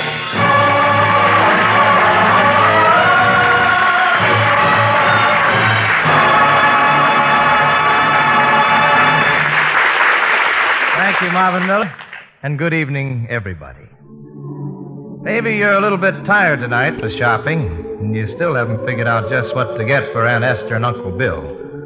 Or if you draw your paycheck from the post office department, I'll bet you're kind of wishing that the fellow with the red suit would loan you a reindeer to help carry the pack on your back. And if you happen to be a salesgirl at the notions counter of McClanahan's department store, well, peace be with you, child, only 48 hours more.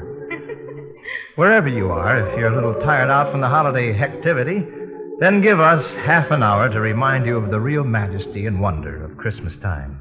Dorothy Kirsten is here, Carmen Dragon, Norman Luboff, all our Railroad Hour family. We've hung the microphone on our Christmas tree. If you want to be part of the party, why, come join us.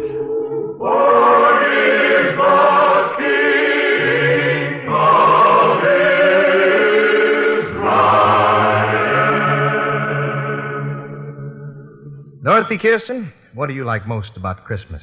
Besides presents. Well, Gordon, I think it's inspiring to know that Wednesday night, every part of the world, from Trondheim, Norway to Hobart, Tasmania, will start celebrating the same holiday of love and giving. Yes, Christmas always seems to bring us closer together. You know, Dorothy, there's a song that says just that. Sing it for us, Gordon. All right, I will. Have yourself a merry little Christmas. Let your heart be light. Next year all our troubles will be out of sight.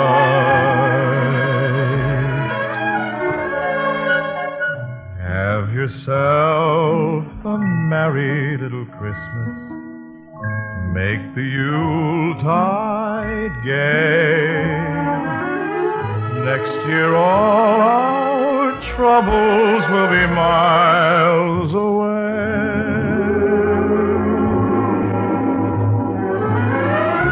Once again, as in days, happy golden days of yore, faithful friends who were dear to us will be near to us once more. Someday soon we all will be together, if the fates allow. Until then, we'll have to muddle through somehow.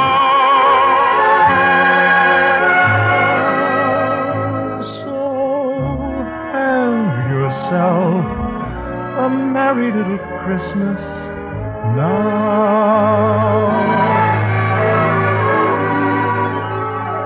Once again, as in olden days, happy golden days of yore. Faithful friends who were dear to us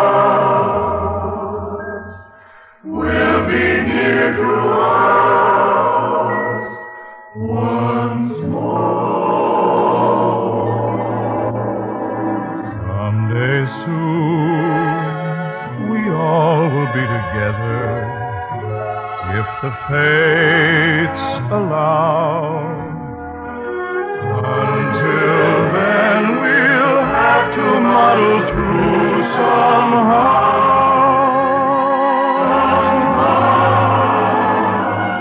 So have yourself a merry little Christmas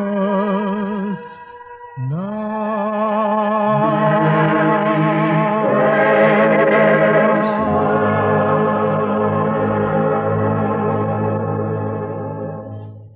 What do you want for Christmas, Gordon? Well, may I tell you the truth, Dorothy? I honestly got everything I want. I know what you mean. When you have a wonderful family and the best friends in all the world, you really have the most precious gifts a person can receive. You're so right.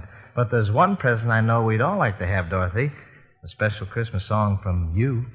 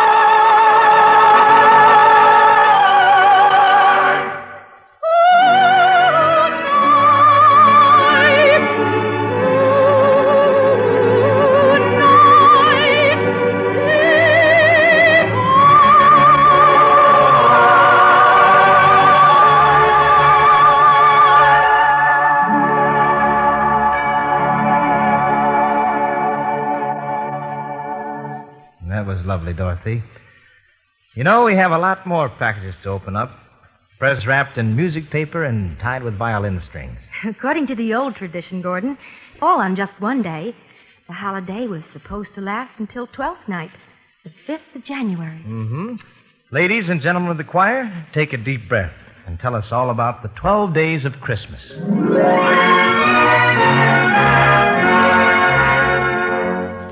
On the first day of Christmas, my true love gave to me a partridge in a pear tree. On the second day of Christmas, my true love gave to me 2 turtle doves and a partridge in a pear tree. On the third day of Christmas, my true love gave to me 3 French hens, 2 turtle doves, and a partridge in a pear tree. On the fourth day of Christmas, my true love gave to me 4 calling birds, 3 French hens, 2 turtle doves, and a partridge in a pear tree. On the 5th day of Christmas, my true love gave to me 5 golden rings, 4 calling birds, 3 French hens, turtle doves, and a partridge in a pear tree. On the 6th day of Christmas, my true love gave to me 6 geese a-laying, 5 golden rings, 4 calling birds, 3 French hens, 2 turtle doves, and a partridge in a pear tree. On the 7th day of Christmas, my true love gave to me 7 swans a-swimming, 6 geese a-laying, 5 golden rings, 4 calling birds, 3 French hens, 2 turtle doves, and a partridge in a pear tree. On the 8th day of Christmas, my true love gave to me 8 maids a-milking, 7 swans a-swimming, 6 geese a-laying, 5 golden rings, 4 calling birds, 3 French hens, 2 turtle doves, and a partridge in a pear tree. On the 9th day of Christmas, my true love gave to me 9 pipers piping, 8 maids a-milking, 7 swans a-swimming, 6 a-laying, 5 golden rings, 4 calling birds, 3 French hens, 2 turtle doves, and a partridge in a pear tree. On the 10th day of Christmas, my true love gave to me 10 ladies dancing, 9 pipers piping, 8 maids a-milking, 7 swans a-swimming, 6 geese a-laying,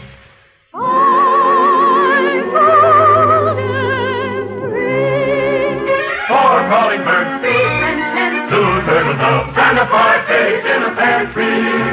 On the 11th day of Christmas, my true love gave to me 11 lords a-leaping, 10 ladies dancing, 9 pipers piping, 8 maids a-milking, 7 swans a-swimming, 6 geese a-laying, 5 golden rings, 4 calling birds, 3 French hens, 2 turtle doves, and a partridge in a pear tree.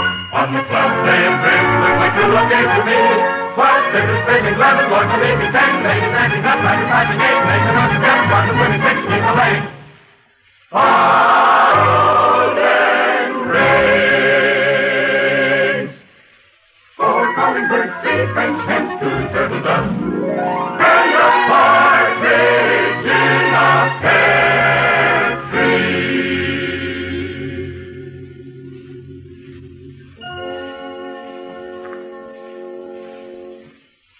No, that was wonderful, kid.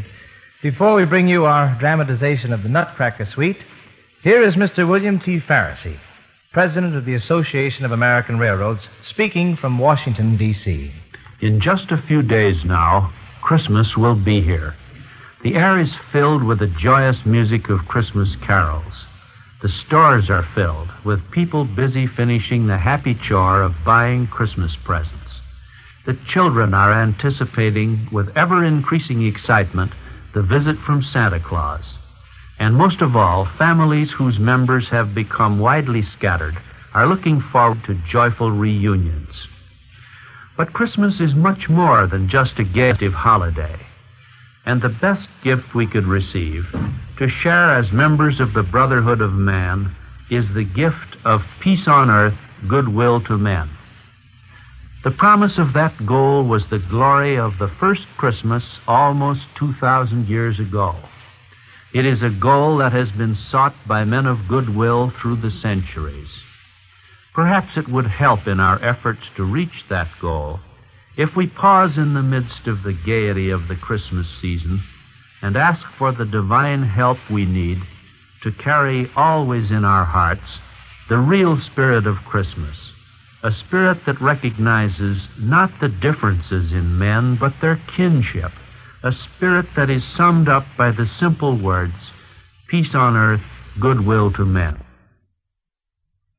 Now, on behalf of the Railroad Hour family, which includes all those who produce our weekly broadcasts, as well as the railroad companies which sponsor them, the men and women who work for companies, and the million men and women whose invested savings make them the real owners of the railroads.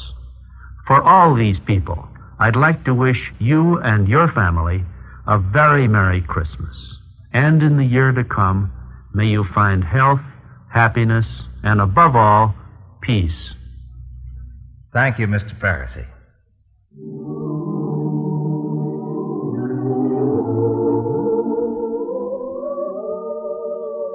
Friends, because Christmas is for children, Dorothy, Kirsten, and I want to include a famous story about Christmas for all the kids around our Railroad Hour tree.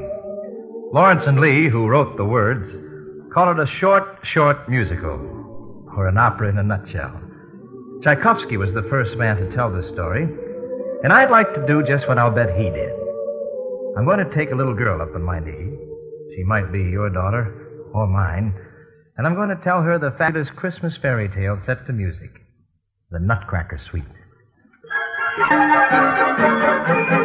Now is the Christmas season, let us all be jolly. Lift up your voice and song and celebrate the holiday.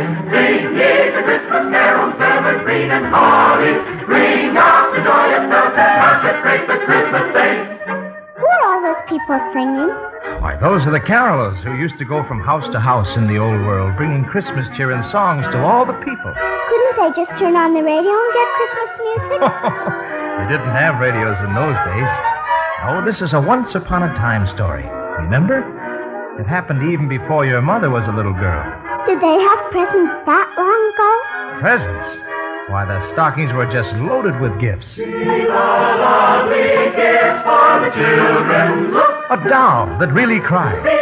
She opens up her eyes to give a little Christmas girl a wonderful surprise. Father Christmas loves all the children. Look! A soldier with a gun. A stocking full of fun. A tree that's loaded high with precious gifts for everyone. Except who? Except a poor little girl named Marie. Her family didn't have money enough to buy her even one single present. Not even a comic book? Not even that. And you can imagine how sad Marie's mama was when she looked at the green branches of the Christmas tree without a single thing underneath. Poor Marie. Then her mother got an idea. She gave her little girl the only gift that she could find. An old nutcracker. A nutcracker? Mm-hmm. For cracking nuts. It was shaped just like a man. And his jaws would open and close and crack the nuts right between his teeth. That sounds like a nice present. Well, Marie thought so. When she showed it to the other children, they laughed at her. And some boys took the nutcracker away from her and broke it. Oh. So Marie brought the poor old nutcracker home, put it under the Christmas tree, and cried herself to sleep. Poor little Marie. Along about midnight, she woke up. With a start, she heard a strange noise downstairs. So she put on her bathrobe and slipped on her slippers and went down to see what was happening. Softly, softly, down the creaky stairs. Softly, softly, is your present there? Oh, Nutcracker was there, all right. But he was being attacked by a whole army of mice. Mice? Platoons of mice, battalions of mice, whole regiments of mice. And their king was in command, a big gray mouse with a long gray mustache.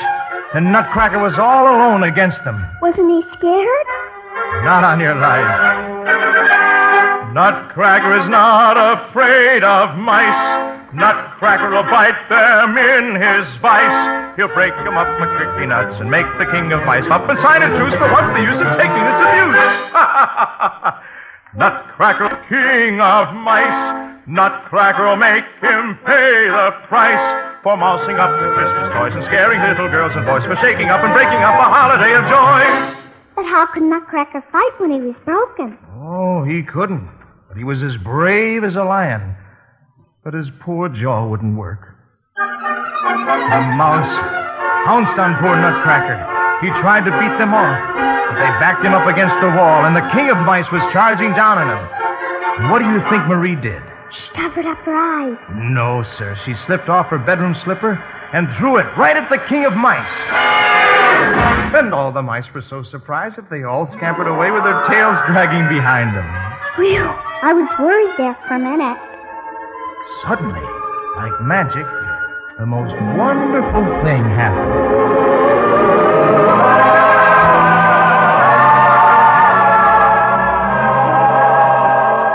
Right before Marie's eyes, Nutcracker changed himself into a handsome prince. And he took little by the hand and said,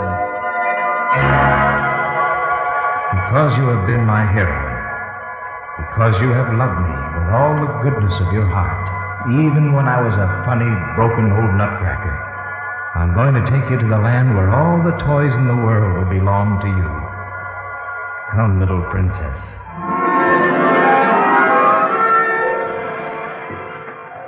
Where are we? Why, this is the magic land where all the toys live. Oh, that must be the queen of this country, with the silver on her wings and the jewels in her hair. Why, don't you know who that is?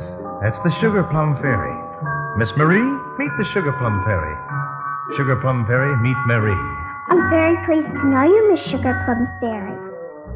Welcome to the land of sugar plums, little ones, fill your tums, everybody comes to enjoy the Christmas holiday.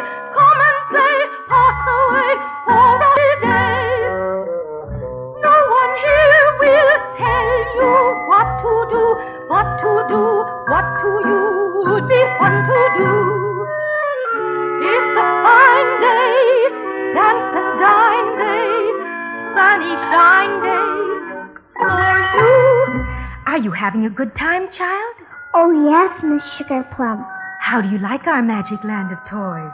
There's just one thing I don't understand. Who winds them all up? They don't have to be wound up because they're all alive.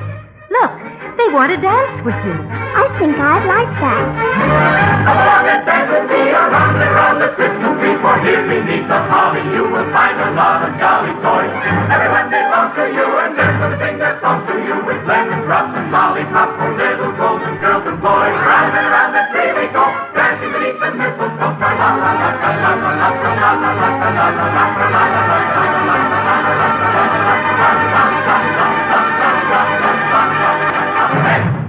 This is the merriest Christmas I've ever had. Some of the musical instruments in our toy orchestra have asked to meet you. Oh, I've always wanted to meet a musical instrument. Then may I present the two flute brothers, Melody and Harmony. They want to have a little conversation with you. I'd like that very much. Tell me, gentlemen, how's everything in the orchestra? You don't say. Why, thank you. The same to you and a Happy New Year. Now, just a minute. Hold everything. You mean to tell me that you could understand what those flutes were saying? Every word. Do you know why? It must be magic or something. It's because you have a loving heart. For a little girl who has a loving heart, where she lives, the world around her is always the land of the Sugar Plum Fairy. And if she is brave and good, the dolls will dance for her, the flutes will flirt with her, and every nutcracker can become a handsome prince. Oh, I can hardly wait for next Christmas to come. You don't have to wait, my dear. Don't you know that Father Christmas has given all of us presents to last the whole year round? What present? Why, the flowers. Every time a blossom opens, it reminds us that the spirit of loving isn't meant to flower only at Christmas, but every day of the year. That's why the flowers dance in our gardens. How can flowers dance? Their feet are fastened in the ground. Oh, haven't you ever seen them? Why, they're waltzing all the time. See all the flowers dance. They spend their hours romancing. While the bee plays a symphony, strong and prancing. And the holy room bring our fragrance to you. Oh, thank you, flowers, for showing me how to make Christmas last the whole year through. Waltzing, waltzing, waltzing, lazy, lazy hours, swaying, swinging, waltzing, living, living, waltz of flowers, fuzzy, fuzzy, waltzing, blowing through the bowers, easy, breezy, waltzing, springtime, springtime, waltz up in the flowers, waltzing, waltzing, waltzing, lazy, lazy hours, swaying, swaying, bowing to the flowers, while we are waltzing, waltzing, waltzing, waltzing, reeling, reeling, whirling, swirling, waltzing the waltz of the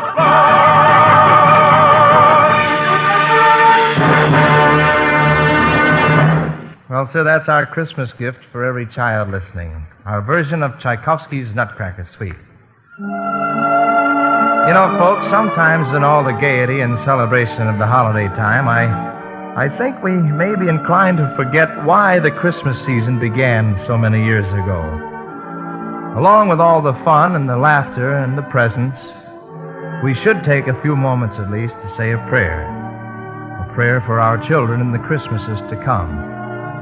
Right now, I'm going to ask Dorothy Kirsten, Carmen Dragon, and the orchestra, and Norman Lubaugh's choir to join me in the great children's prayer from Hansel and Gretel. Perhaps you'll join with us in your thoughts, in your hearts, as we sing.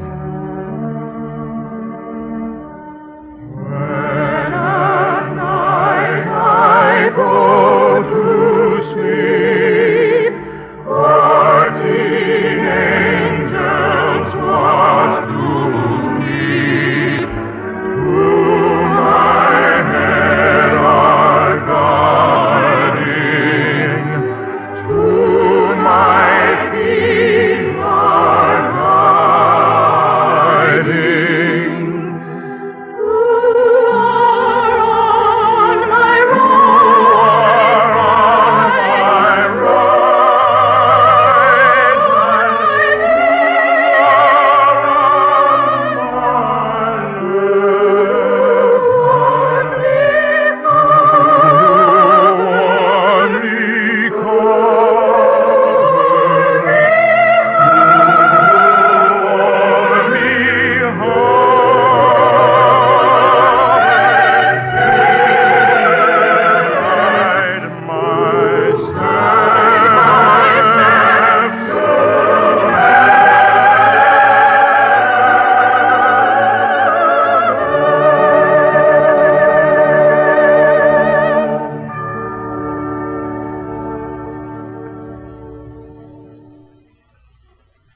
Dear friends, we're so happy you joined us for our Christmas party.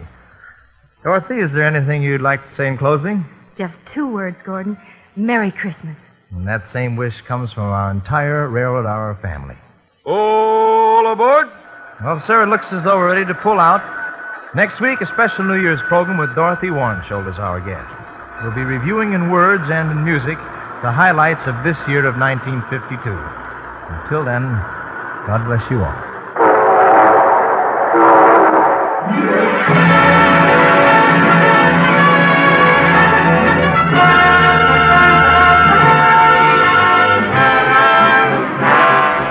Gordon Macrae can soon be seen starring in Warner Brothers' Technicolor musical Desert Song. Tonight's script and special lyrics for the Tchaikovsky music were written by Lawrence and Lee. Noreen Corcoran was the little girl in the Nutcracker Suite. Our choir is under the direction of Norman Luboff, and our music is prepared and conducted by Carmen Dragon. This is Marvin Miller saying goodbye until next week for the American Railroads. A portion of the preceding program was transcribed. Now, keep tuned for your Monday on NBC.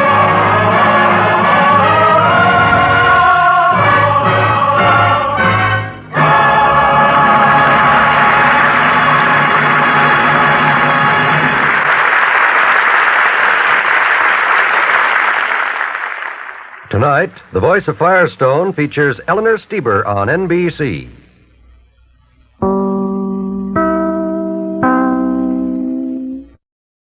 As usual, some great music from Gordon Macrae. The Railroad Hour does continue to be one of my absolute favorite old-time radio shows. I hope you enjoyed this episode, and who knows, we may revisit at another, but that'll be all for now. We'll be back next year with some more special programs, and of course we'll have our summer series voted on by my Patreon supporters. Well, we're going to kick off a series of 4 Christmas related programs, and we're going to start out today with an episode of New World A-Coming. New World A-Coming was a unique series in that it was actually produced and created by a Black American.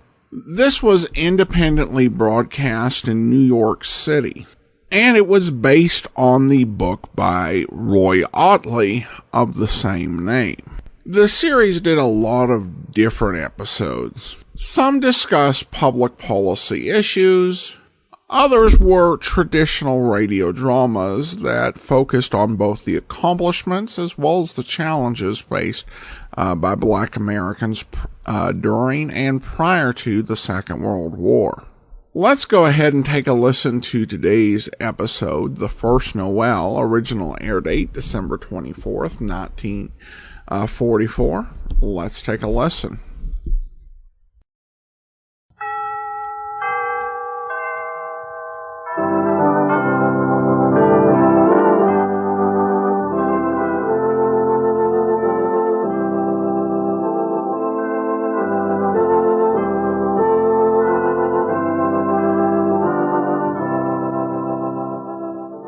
Good afternoon, everybody.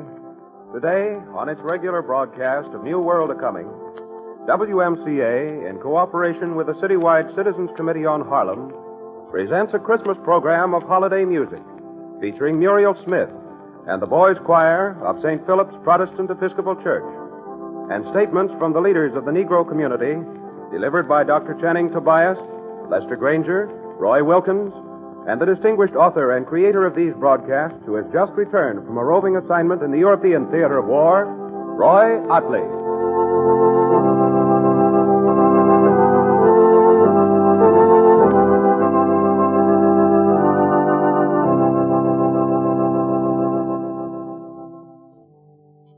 To open our program, Muriel Smith, as guest soloist, joins the Boys' Choir of St. Philip's Church in singing the traditional Christmas carol, Hark the Herald Angels Sing.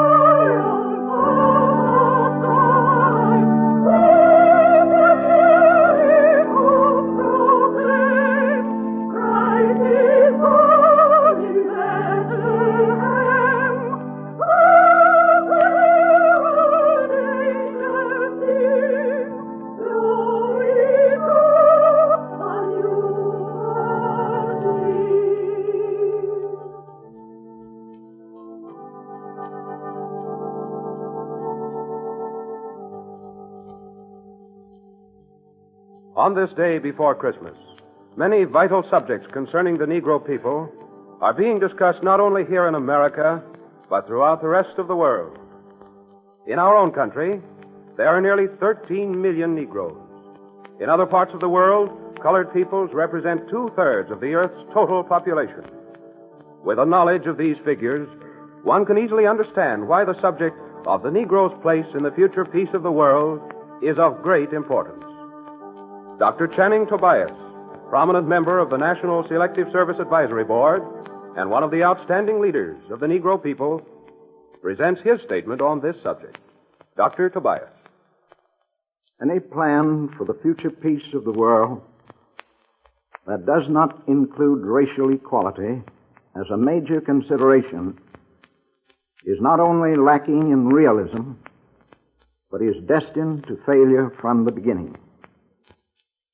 When Woodrow Wilson rejected the proposal for a racial equality clause in the Covenant of the League of Nations, it was tantamount to saying that the victorious nations in World War I would continue to hold unbroken the ring of white dominance that then encircled the darker peoples of the world.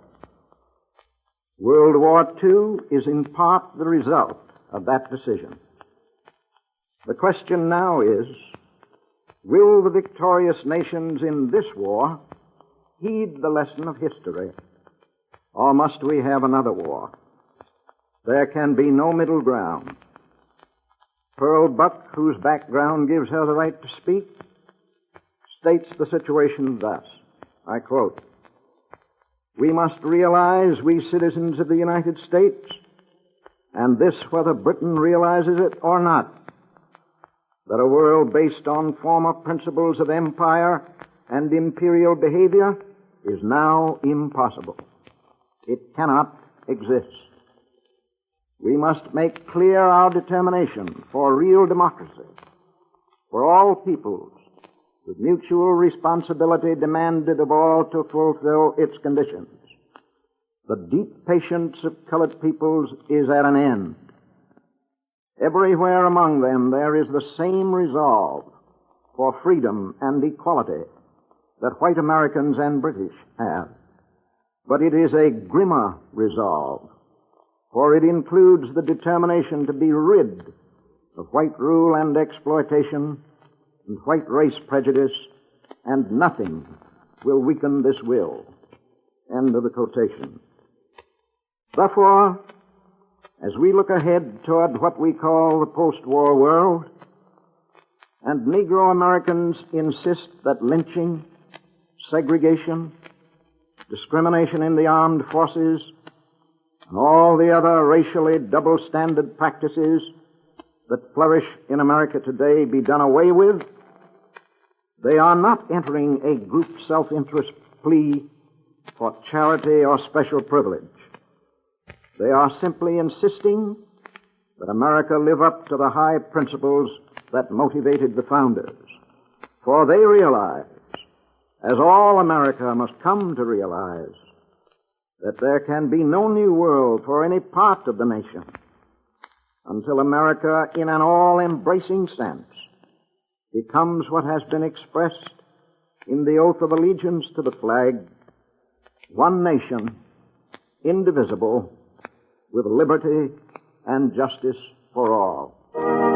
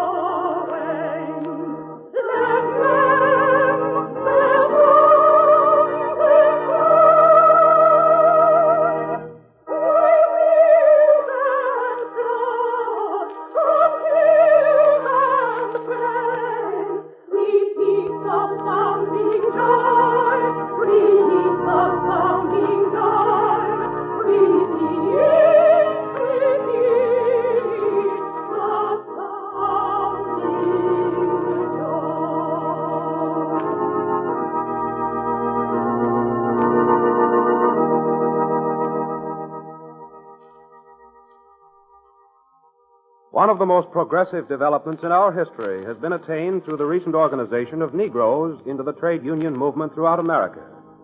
Here is Lester Granger, Executive Secretary of the National Urban League, discussing the Negro worker in the labor movement today and his role in the war period ahead. Mr. Granger.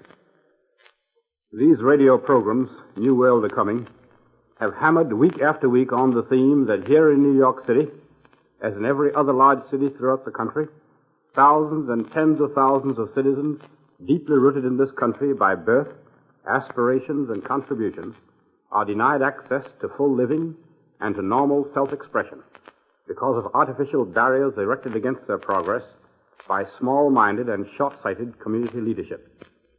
The time is long since passed for word-by-word exposition of the enormity of the social crime perpetrated against these Negro citizens, and also against the larger community of which they are a part.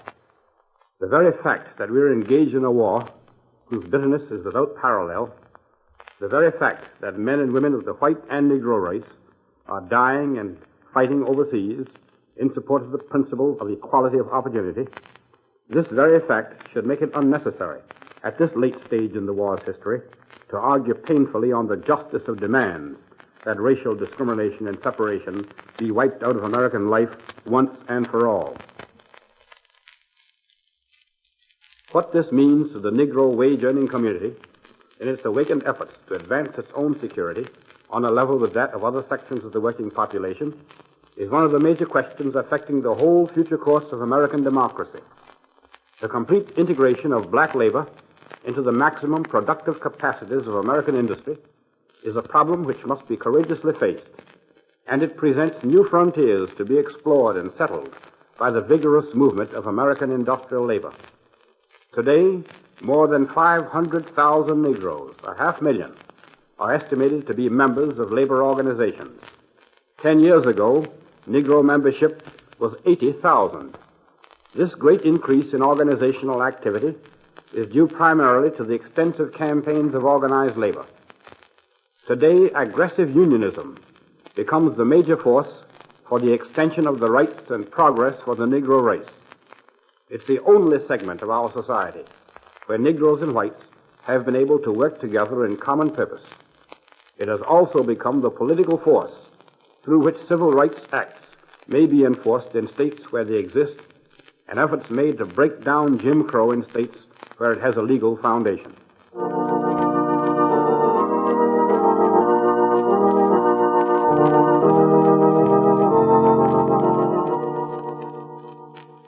The Boys' Choir of St. Philip's Protestant Episcopal Church again joins with our guest soloist Muriel Smith in two songs befitting the holiday season. It Came Upon a Midnight Clear and Sweet Little Jesus.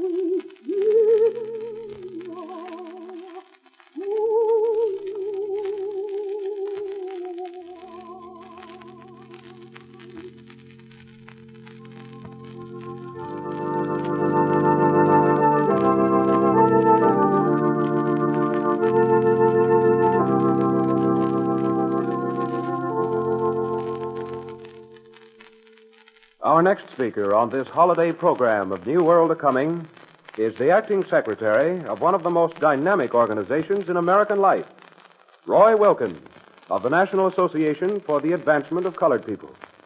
As one of the leaders of the Negro community and editor of the magazine The Crisis, Mr. Wilkins is best qualified to discuss the immediate objectives of the Negro people in the new year ahead. Ladies and gentlemen, Mr. Roy Wilkins. One of the main objectives of the American Negro in the new year and in the new world A-Coming is certainly the elimination of separation, inequality, and humiliation based on skin color in the armed forces of the nation.